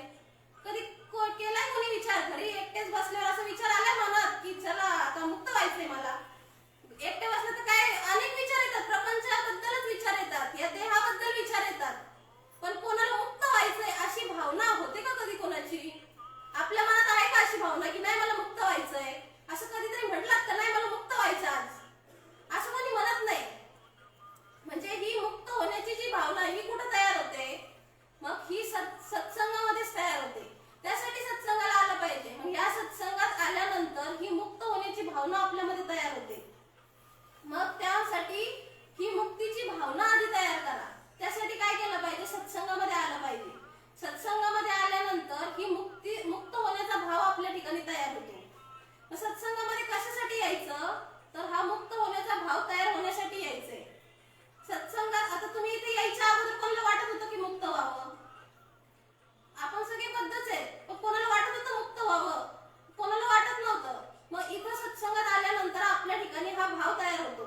जर बारीक विचार करत गेलो तर हा सत्संग किती महत्वाचा आहे. कारण इथं आल्यानंतर ही मुक्तीची आपली भावना तयार होते. नामा म्हणे देव इच्छी सत्संग आम्हा जीव लग जन्मोजन्मी. ह्या सत्संगाचं महत्व सांगितलंय. म्हणजे हा सत्संग किती महत्वाचा आहे. भगवंत सुद्धा सांगतात की स्वर्गीची आम्हाला इच्छिता ती देवा मृत्यूलोकी व्हावा जन्म आम्हा. मग त्यांना इथं येऊन सुद्धा काय की स्वर्गात सुद्धा त्यांना ते सुख मिळालेलं नाहीये. ज्या सुखाकारणे देव वेडावला संत सदनी येऊन राहिला. वैकुंठ सोडून वैकुंठ सोडून संत सदनी येऊन राहिला. म्हणजे त्याला ते वैकुंठ सोडावं वाटलं का बरं? कारण वैकुंठ सुद्धा त्याला तो आनंद मिळालेला नाहीये. ते सत्संगातच त्याला तो आनंद मिळालाय. म्हणजे सत्संग इथं किती महत्वाचा आहे. म्हणजे विचार केला तर मग मुक्त व्हायला कोणी मागत नाही. मग संत आपल्या ठिकाणी हा भाव तयार करतात. हा जो मुक्त होण्याचा जो भाव आहे तो संत आपल्या ठिकाणी तयार करतात. मग आता याच्यासाठी साधन वापरलं पाहिजे की समजा हा जर भाव तुमच्यामध्ये मुक्त होण्याचा भाव जर तयार झाला तर त्यासाठी साधन वापरताय. म्हणजे साधन वापरलं तर आपल्याला म्हणजे अगोदर मुक्त होण्याचा भाव तयार झाला पाहिजे, त्यानंतर साधन वापरलं पाहिजे. तर आता आपल्याला समजा पाहिलं की तुम्हाला लवकर जाऊन पोहोचण्यासाठी काय केलं तुम्ही? फास्ट जाणारी बस पकडली. म्हणजे बस पकडली ही काय झालं? साधन झालं. किंवा कोणी स्वतःच्या गाडीने जाईल ना तर मग स्वतःची गाडी हे काय झालं? हे सुद्धा साधनच झालं. मग तसं ह्याच्यातून आपल्या सुटण्यासाठी मुक्त होण्यासाठी सुद्धा काहीतरी साधन आपण वापरलं पाहिजे. मग संत काय करतात की संत आपल्यात हा भाव तयार झाल्यानंतर साधन वापरतात. मग आता आपल्या ठिकाणी विचार करायचा की अजून आपला काही भाव शिल्लक आहे का? की साधन वापरतात. त्या साधनाची अंमलबजावणी करून या जंजाळातून सुटण्याचा प्रयत्न करता की मला यातून सुटायचंय. की हा भाव आपल्या ठिकाणी मुक्त होण्याचा आपल्या ठिकाणी भाव तयार झाला पाहिजे. की जसं की आपल्याला गावाकडे जायचं असतं. गावाला जाण्यासाठी आपण सकाळी लवकर निघतो. जर 8ची गाडी असेल तर आपण 7लाच तयार होतो. कशासाठी? की म्हणजे लवकर आपण लेट नाही व्हायला पाहिजे तिथं. की 8ची गाडी असेल तर आपण लेट करत नाही ना, 7लाच तयार होतो. मग तसं आता आपल्याला शेवटी जायचंय. मग ही भगवंताची गाडी आहे. ही भगवंताची गाडी कधी लेट होणार नाही. त्यासाठी सुद्धा तयार होऊन राहायचं की मला आता जायचंय. मग हे सगळं मुलांच्या हातात द्यायचं. चांगलं झालं तरी तुझंच आणि वाईट झालं तरी तुझंच. मग इथं काय विचार करत बसायचंय की कसं होईल काय होईल हा विचार करायचा नाही. मग शेवट विचार करत करत गेला तर कोणाकोणाची काळजी करणार तुम्ही? कारण भगवंताची गाडी कधी लेट होत नाहीये. मग त्यासाठी तयारीत राहायचंय. काय हा विचार आता करत बसायचं नाही इथं. मग आता आपण देहसृष्टीत येऊन काय करतात बरं? देहसृष्टीत येऊन बद्धच होतो. मग आणि जे जे तत्वसृष्टीत येतात ते मुक्त होतात. मग देहसृष्टीत येऊन बद्ध व्हायचं की तत्वसृष्टीत येऊन मुक्त व्हायचं? तर इथं तत्वसृष्टीत येऊन मुक्त व्हायचं. आता आपण सगळे जण देहसृष्टीला आलो. आपण सगळे जन्माला आलो म्हणजे देह धारण केला. आणि आपल्याबरोबर संत सुद्धा जन्माला आले. संतांनी सुद्धा देह धारण केला. मग आता संत सुद्धा देहसृष्टीत आले.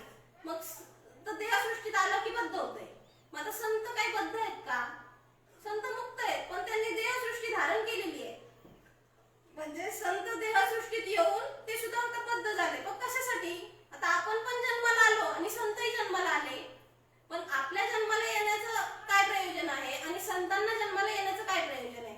आता आपण जन्माला का आलो बरं? आपलं मागचं काहीतरी कर्म आहे, कर्मामुळे आपल्याला जन्माला यावं लागलेलं आहे आणि बद्ध झालोय आपण.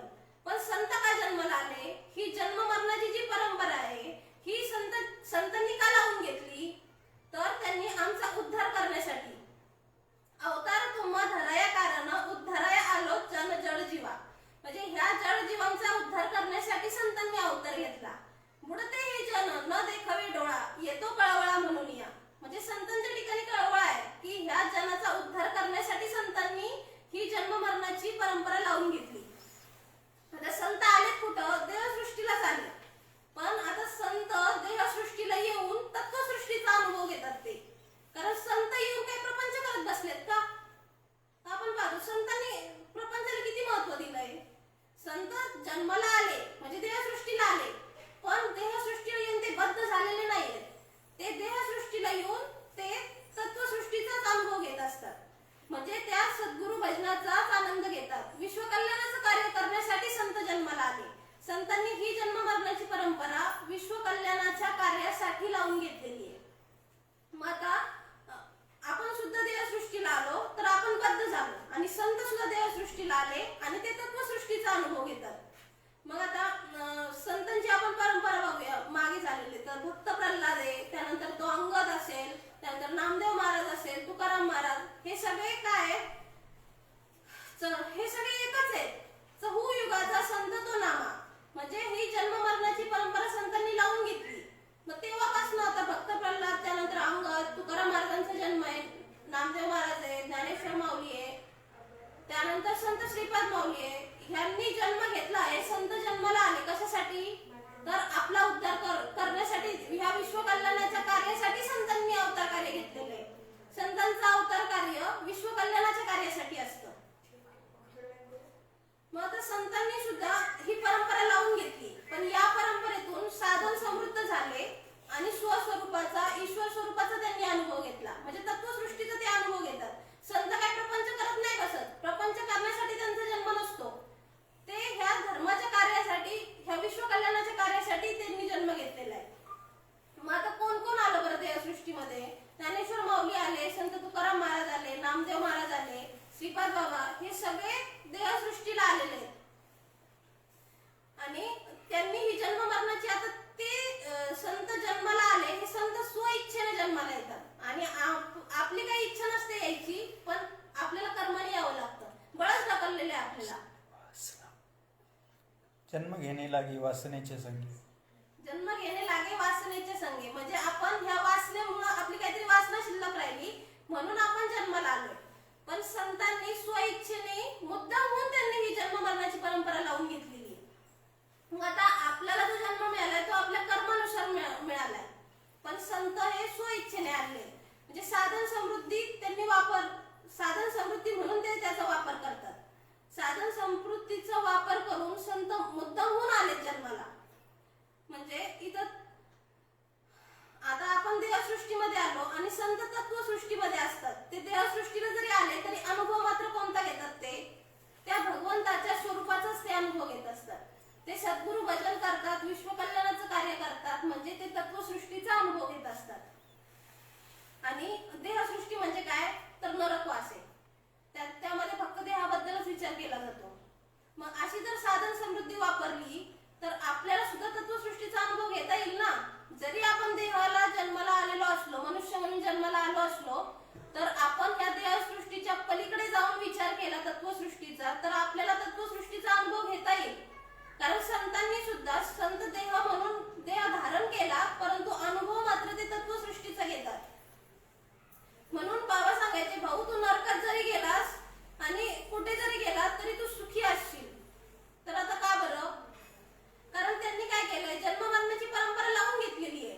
त्यांनी जन्म घ्यायला सांगितलं ना. त्यांनी म्हटले घे जन्म. घेईन मी जन्म यासाठी देवा तुझी चरण सेवा पांडुरंगा. मग तुझी सेवा करण्यासाठी किती जरी जन्म घ्यायला लागले तर काही दुःख आहे त्याच्यामध्ये? नाही ना. कारण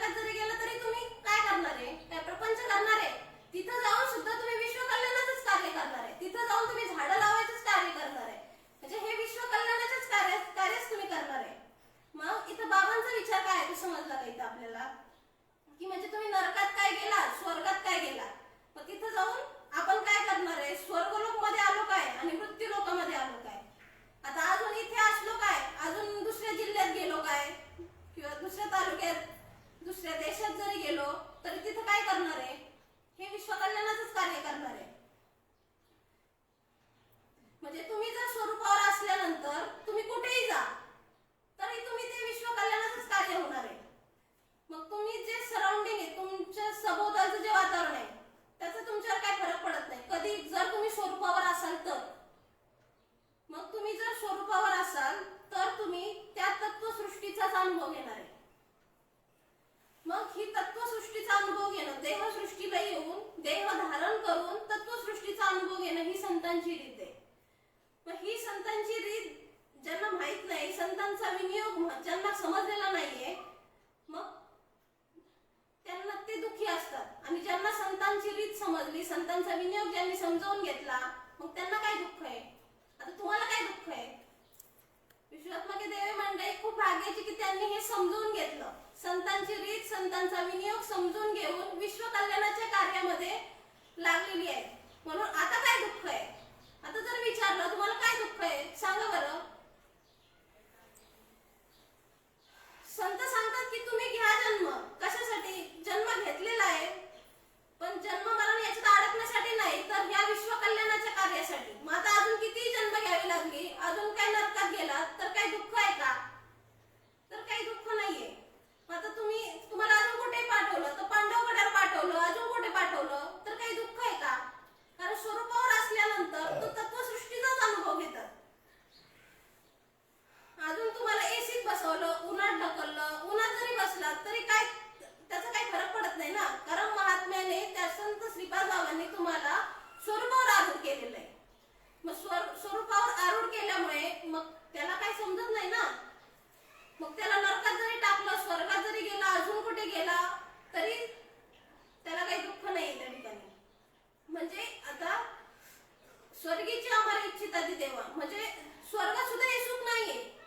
हे जे तुम्ही आता अनुभवताय, जो तत्वसृष्टीचा अनुभव आपण जो घेतोय किंवा संतांनी आपल्याला स्वरूपावर आरूढ केल्यानंतर जो आपण सत्संगामध्ये जो आनंद घेतोय तो स्वर्गात सुद्धा नाहीये.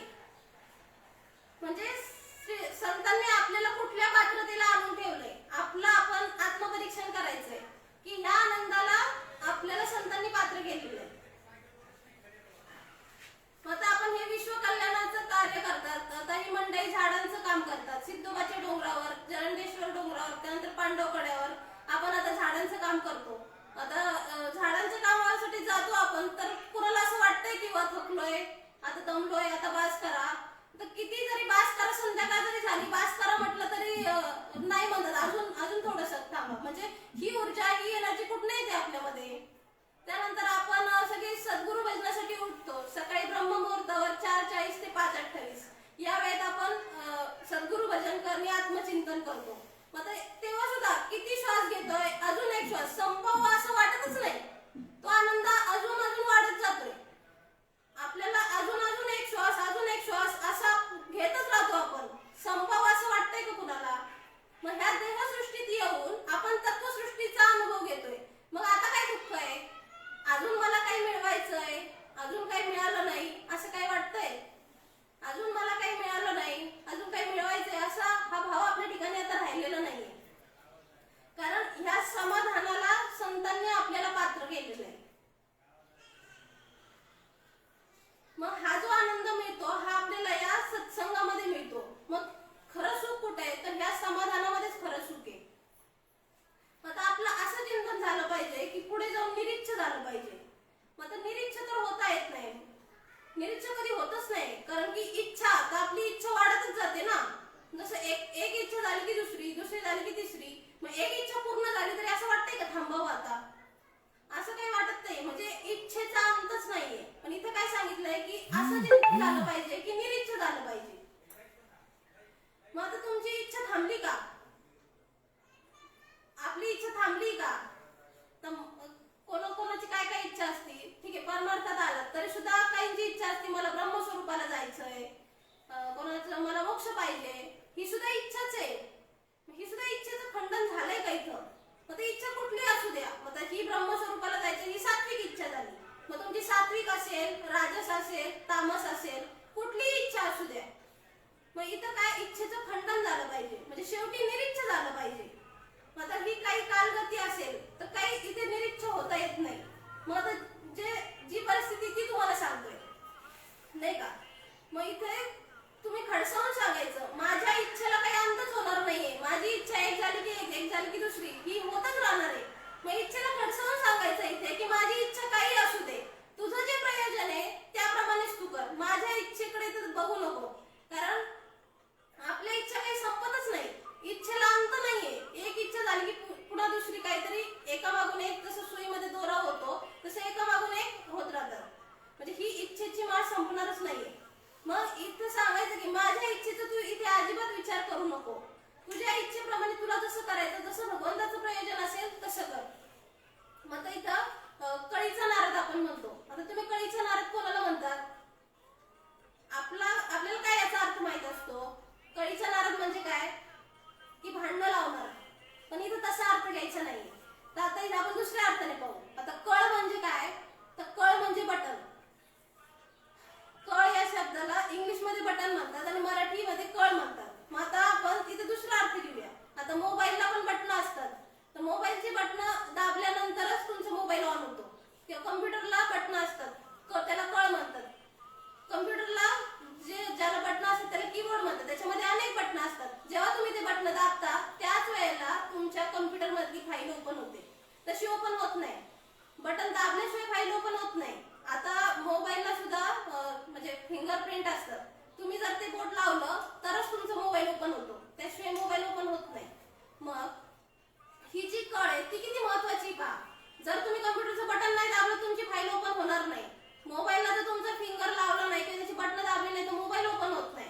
आता रिमोट असतो, रिमोटवर काय असतात? रिमोटवर पण बटन असतात, म्हणजेच त्याला कळ म्हटलं. त्या रिमोटचे बटन दाबल्याशिवाय तुमचं चालू होत नाही ना. एसी असेल, टीव्ही असेल तर चालू होत नाही. होण्यासाठी काय करावं लागतं? ती कळ दाबावी लागते. मग तसं संतांनी सुद्धा आपली कळ दाबली. संतांनी जेव्हा कळ दाबली तेव्हा मी ब्रह्म आहे ही नावाची फाईल ओपन झाली. म्हणजे ही कळ संतांनी दाबली. आता संतांना काय म्हणायचं? कळीचा नारद याचा अर्थ बघितलात का? आपल्याला काय माहित होतं? कळीचा नारद म्हणजे भांडणं लावणारा. पण इथे काय सांगितलंय की संतांनी ही कळ दाबली. संतांनी कळ दाबल्यानंतर मी ब्रह्म आहे या नावाची फाईल इथं ओपन झालेली. म्हणजे हा अधिकार कोणाला आहे? तर हा अधिकार संतांना आहे. विचार करा, तुम्हाला जे बटन दाबायचंय रिमोट जर असेल तर त्याच बटनाने ते ओपन होणार आहे, नाही तर होणार नाही. आता मोबाईलला सुद्धा फिंगरप्रिंट असेल तर त्या बोटालाच तेवढा अधिकार दिलाय. तुम्ही दुसरं बोट लावा, दुसऱ्या व्यक्तीचं लावा, तरी ते ओपन नाही होणार आहे. किंवा काही ठिकाणी व्हॉइस कमांड असतात, तर त्याला आवाज दिलेला असतो. त्या आवाजाने जर तुम्ही त्याच्या समोर जाऊन बोललात ना तरच ते ओपन होतं, नाहीतर ओपन होत नाही. म्हणजे तो अधिकार फक्त त्या आवाजालाच दिलेला आहे. म्हणजे हा अधिकार आता फक्त संतांना दिलेला आहे. संतांनी जर ती कळ दाबली तरच मी ब्रह्म आहे या नावाची फाईल ओपन होते. मग दुसरी कोणी जरी सांगितलं तर ती फाईल ओपन होणार नाही आणि तो भगवंताचा अनुभव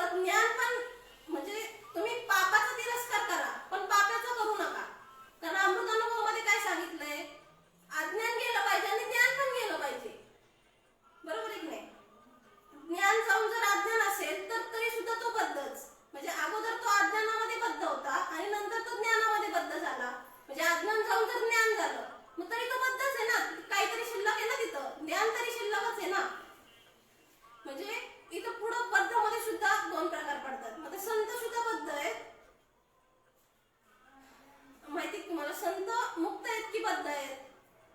तर इथं देव मुक्त आहे की बद्ध आहे? संत मुक्त आहेत की बद्ध आहे? तर आपल्याला मुक्त करण्यासाठी संत सुद्धा बद्ध होता. मग आता अगोदर कृष्ण अवतार होता, त्यानंतर माऊलींचा अवतार झाला, नंतर नाथांचा अवतार झाला, संत श्रीपाद बाबांचा अवतार झाला. मग त्यांनी कशाला अवतार घेतला बरं? तर आपल्याला मुक्त करण्यासाठी. देवसृष्टीला आले म्हणजे बद्ध झाले ना. पण त्यांनी का अवतार घेतला? तर आम्हाला मुक्त करण्यासाठी. कारण त्यांनी इथे जबाबदारी घेतलीये. ही जन्म मरणाची परंपरा ते लावून घेतात. कशासाठी? की साधन समृद्धी वाढवण्यासाठी. आपल्याला मुक्त करण्यासाठी संतांनी जन्म मरणाची परंपरा लावून घेतली. म्हणजे जसं की पाण्यात बुडणारा माणूस असतो, त्या पाण्यात बुडणारा माणसाला बाहेर काढण्यासाठी दुसरी माणसं जाऊन त्याला बाहेर काढतात. मग तसं आपण सुद्धा पाण्यात बुडणारी माणसं आहेत. आणि संतांनी देवसृष्टी धारण केली कशासाठी? की आपल्याला बुडणाऱ्यांना बाहेर काढण्यासाठी. बुडते हे जन न देखावे डोळा, म्हणून कळवळ संतांच्या ठिकाणी कळवळ आहे. म्हणून त्यांनी आपल्याला बाहेर काढण्यासाठी, मुक्त करण्यासाठी संत जन्माला आलेले. आता हा जो सत्संग आहे, या सत्संगाला काही लोक भागवत म्हणतात. आता भागवत कथा म्हणजे काय? तर भागवत कथामध्ये काय सांगितलं जातं? तर त्या भगवंताच्या, ईश्वराच्या लीला सांगितल्या जातात. पण इथं तत्वज्ञान इथं कोणी प्रकट करत नाही. आता भागवत कशाला म्हणतात बाहेर? की फक्त भगवंताच्या लीला म्हणजे कथा सांगितल्या जातात. भगवान श्रीकृष्णाच्या फक्त गोकुळातलंच वर्णन केलं जातं, गोकुळातल्या कथा सांगितल्या जातात. फार फार तर त्या राक्षसाचं वध होईल इथपर्यंत सांगितलं जातं. पण भागवत कथा कशाला म्हणायचं आहे? तर भगवंताच्या जन्मापासून तर त्याच्या शेवटपर्यंत जे सांगितलं जातं त्याला म्हणायचं भागवत कथा. ती कथा सांगून त्याच्यातून तत्वज्ञान प्रकट केलं जातं, त्याला भागवत कथा म्हणायचं. नुसती कथा सांगायची नाही, तर त्या भगवंताच्या जन्मापासून तर शेवटपर्यंत सांगून त्यातून तत्वज्ञान प्रकट झालं पाहिजे. जर तत्वज्ञान प्रकट होत नसेल तर त्याला भागवत कथा असं म्हणता येणार नाही. म्हणजे त्या भागवत कथेतून तत्वज्ञान प्रकट झालं पाहिजे. आता भागवत कथा सांगण्याचा काय उद्देश असतो? की त्यातून तत्वज्ञान बाहेर पडलं पाहिजे. आता बाहेर फक्त कथाच सांगितल्या जातात, त्यातून तत्वज्ञान प्रकट कोणी करायला मागत नाही, कोणी करत नाही तत्वज्ञान प्रकट. पण जिथे तत्वज्ञान प्रकट होतं त्याला खरी भागवत कथा म्हणायचं. मग आता ही भागवत कथा ऐकली तरच तुम्ही मुक्त होणार आहे. म्हणजे ह्या भागवत कथेचं किती महत्व आहे पहा. ही जर भागवत कथा नाही ऐकली तर मुक्त होत नाही तो, जरी त्याला नाम मिळालं असेल. पण भागवत कथेचं श्रवण त्याच्याकडनं नाही झालं तर तो मुक्त होत नाही. आता राजा परीक्षिती आहे, राजा परीक्षितीला गर्भामध्येच त्याला देवाचं दर्शन झालेलं आहे, गर्भामध्येच त्याला देवाचं दर्शन झालं. पण त्याने ही भागवत कथा न ऐकली, त्यामुळे तो तिथं मुक्त नाही झाला. मग त्याला काय करायला लागलं? त्याला भगवान श्रीकृष्णाचं दर्शन गर्भातच झालं होतं, पण ही भागवत कथा ऐकल्याशिवाय त्याची मुक्ती झालेली नाही. मग बाहेर आल्यानंतर त्याला शुक मुनींकडून ही भागवत कथा ऐकावी लागली, आणि ही भागवत कथा ऐकल्यानंतर मग त्याची मुक्ती झालेली. तोपर्यंत म्हणजे त्याला भगवंताचं दर्शन झालं होतं, श्रीकृष्णाचं दर्शन त्याला झालं होतं, तरी सुद्धा तो बेचैन होता. कारण ती भागवत कथा ऐकल्यानंतर मग तो मुक्त झाला. तर या भागवत कथेमध्ये तत्वज्ञान बाहेर पडतं. तत्वज्ञान बाहेर पडलं तरच त्याला भागवत कथा म्हणायचं. मग भागवत कथा किंवा सत्संग केल्याशिवाय त्याला मुक्ती नाहीये. मग आता हे भागवत कथा त्यांनी कोणाकडनं ऐकली? तर शुक मुनींकडनं ऐकली. मग आता हे जे शुक मुनी, मग हे कोणाकडनं पण ऐकून त्याचा काही उपयोग नाही, ती मुनींच्याच मुखातून आली पाहिजे. शुक मुनींच्या मुखातून ऐकल्यानंतरच तो तिथे मुक्त झालेला आहे. मग शुक मुनींनी ब्रह्मदेवाला ऐकवलं, ब्रह्मदेवाकडून अति ऋषींना ऐकवलं, अति ऋषींकडून दत्तात्रेयांनी ऐकलं, त्यानंतर व्यासांनी ऐकलं, आणि ज्यांनी ज्यांनी ऐकलं ते मुनी आहेत. आता भगवत कथा ऐकवणारे शुक मुनी म्हणजे व्यास हे सुद्धा मुनीच आहेत, म्हणजे ब्रह्मदेव सुद्धा मुनीच आहेत. ते ज्यांनी ज्यांनी ऐकवलं ते सर्व मुनीच आहेत. म्हणजे ज्यांच्या मुखातून ही भागवत कथा बाहेर पडते ते सगळे मुनीच आहेत. आता भगवत कथा म्हणजे श्रीकृष्ण जन्मापासून तर कुरुक्षेत्रापर्यंत घेऊन गेला पाहिजे. त्यानंतर तिथं त्याने भगवंताने गीता सांगितली, त्यानंतर भगवंताने गीता सांगितल्यानंतर पुढे शेवटी भगवंतान श्रीकृष्णाचे अवतार कार्य संपवून मग शेवटी त्याने पारध्याच्या ताब्यात दिलं ना स्वतःला. हे सुद्धा त्या भगवत कथेमध्ये आलं पाहिजे. तर भगवत कथा म्हणजे तर लाईफ हिस्ट्री. लाईफ हिस्ट्री म्हणजे ती कशी असते की जन्मापासून तर शेवटपर्यंत असते, आणि मग ती जर अर्ध्यातच होत असेल तर ती लाईफ हिस्ट्री होत नाही. बाकी ठिकाणी गोकुळापर्यंतच सांगतात, मग ती अर्ध्यातच होते ना, पूर्ण होत नाही. पूर्ण म्हणजे श्रीकृष्ण जन्मापासून गोकुळ, त्यानंतर त्याला गोकुळातनं बाहेर काढलं, मग जरासंधाचा वध केला, त्या जरासंधाने 100 राजे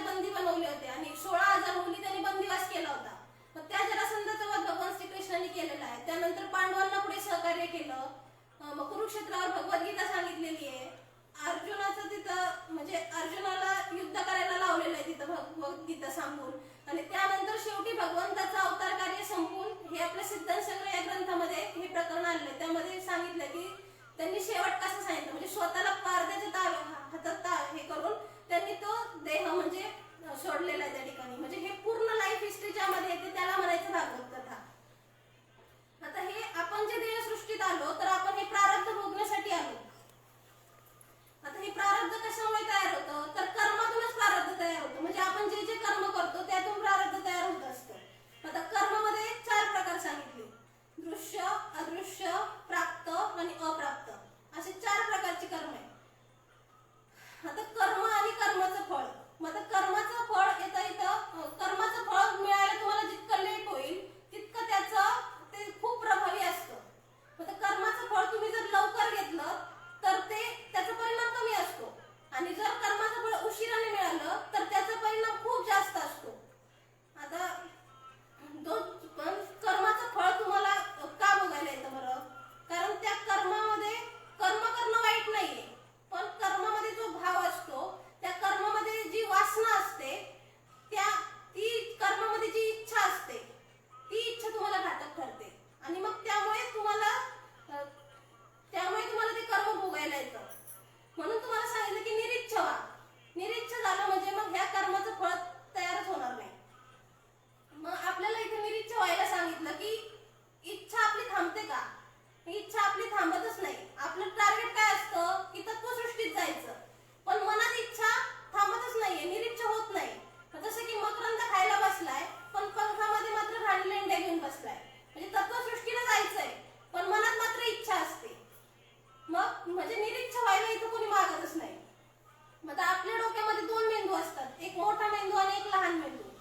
तर लहान मेंदूचं म्हणजे इथं नियोजन आणि प्रयोजन. लहान मेंदूचं काय, मोठ्या मेंदूचं कार्य काय असतं? प्रयोजन करायचं. आणि लहान मेंदूचं कार्य काय असतं तर नियोजन करायचं.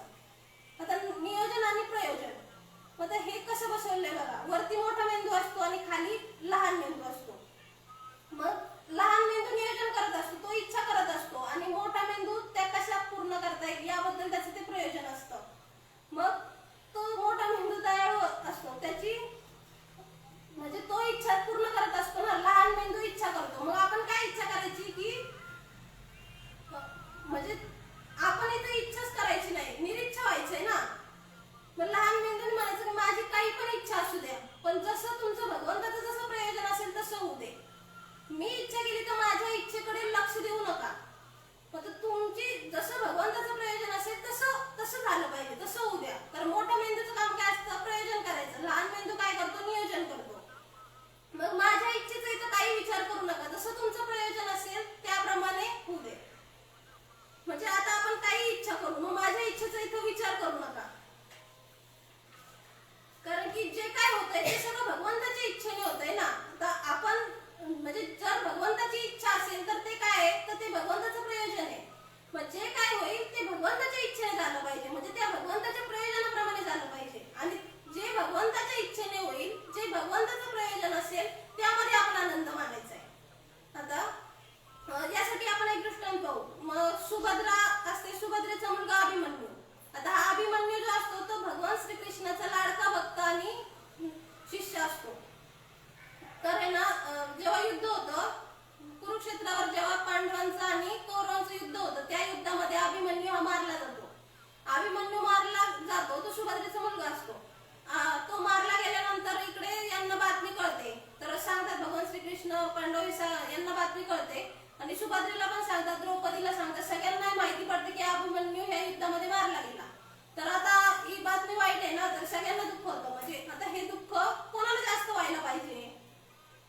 अभिमन्यू हा सुभद्रेचा मुलगा आहे आणि भगवान श्रीकृष्णाचा लाडका भक्त आणि शिष्य पण असतो. तर हे दुःख सगळ्यात जास्त कोणाला व्हायला पाहिजे? तर काय होतं म्हणजे सगळे रडत असतात, पांडव आकांत करत असतात, पण सुभद्रा मात्र रडत नसते. सुभद्रा मात्र शांत बसलेली असते. मग तिला विचारतात की म्हणजे ती एकदम शांत बसली असते. विचार जर केला तर ती त्याची आई आहे ना. आता मुलगा म्हणजे कुरुक्षेत्रावर मारला गेलेला बघून तर सगळ्यात जास्त दुःख कोणाला व्हायला पाहिजे? आईला व्हायला पाहिजे. आईला व्हायला पाहिजे.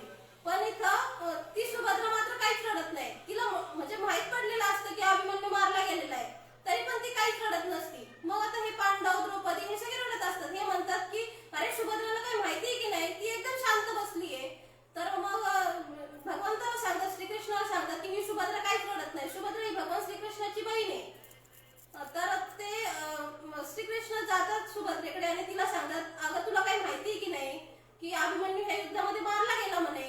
तर सुभद्रा म्हणते, हो मला माहिती आहे मारला गेला.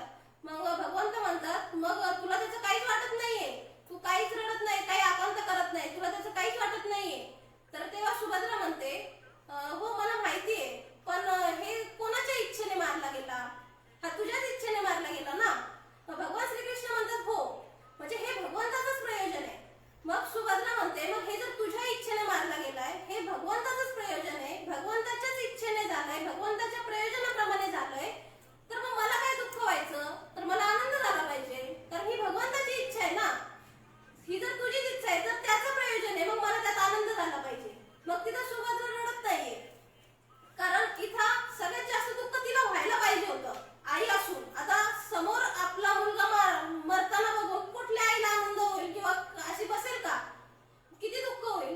पण सुभद्रा तिथं रडत नाहीये, कारण की तिला माहिती की हे भगवंताचं प्रयोजन आहे, हे ईश्वराचं प्रयोजन आहे, आणि मग त्या भगवंताच्या प्रयोजनामध्ये आपल्याला आनंद झाला पाहिजे.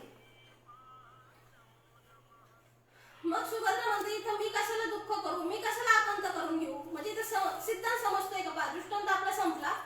सिद्धांत काय आहे की हे तुमच्या इच्छेने नाही झालेलं, हे त्या भगवंताचं प्रयोजन आहे, भगवंताच्या इच्छेने झालेलं आहे. मग आता कुठल्या आईला वाटेल का माझा मुलगा मरावा? कोणत्या आईला नाही वाटणार ना. मग तरी सुद्धा हे भगवंताच्या प्रयोजनाने होतंय, तर मग ठीक आहे, तुझी इच्छा पूर्ण होते ना, यातच मला आनंद आहे. आता विचार केला तर आपल्याला आनंद वाटेल का? हे भगवंताचं प्रयोजन आहे, हे जर आपल्याला समजलं तरी आनंद वाटेल का?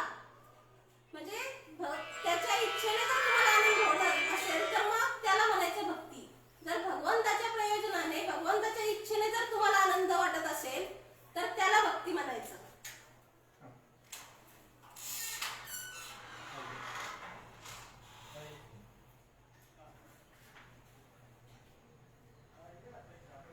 म्हणजे कर्म इथं बाधक नाहीये, पण कर्मामध्ये जी इच्छा असते, जी वासना असते, जो भाव असतो, तो इथं बाधक आहे.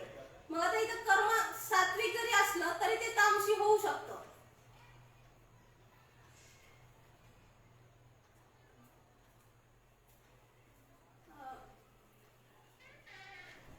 या ठिकाणी आपला वेळ झालेला आहे, तर आपण इथे थांबूया. या प्रवचनानंतर आपली सद्गुरु श्रीपाद बाबांची आरती होईल आणि त्यानंतर प्रवचनाला सांगता होईल. कुंडली कवरते हरी विठ्ठल श्री ज्ञानदेव तुकाराम पंढरीनाथ भगवान की जय. मौली ज्ञानेश्वर महाराज की जय. जगद्गुरु संत तुकाराम महाराज की जय. सद्गुरु सच्चिदानंद श्रीपाद बाबा की जय. सद्गुरु सच्चिदानंद रामदास बाबा की जय. अवधूत चिंतन श्री गुरुदेव दत्त गोपाल कृष्ण भगवान की जय.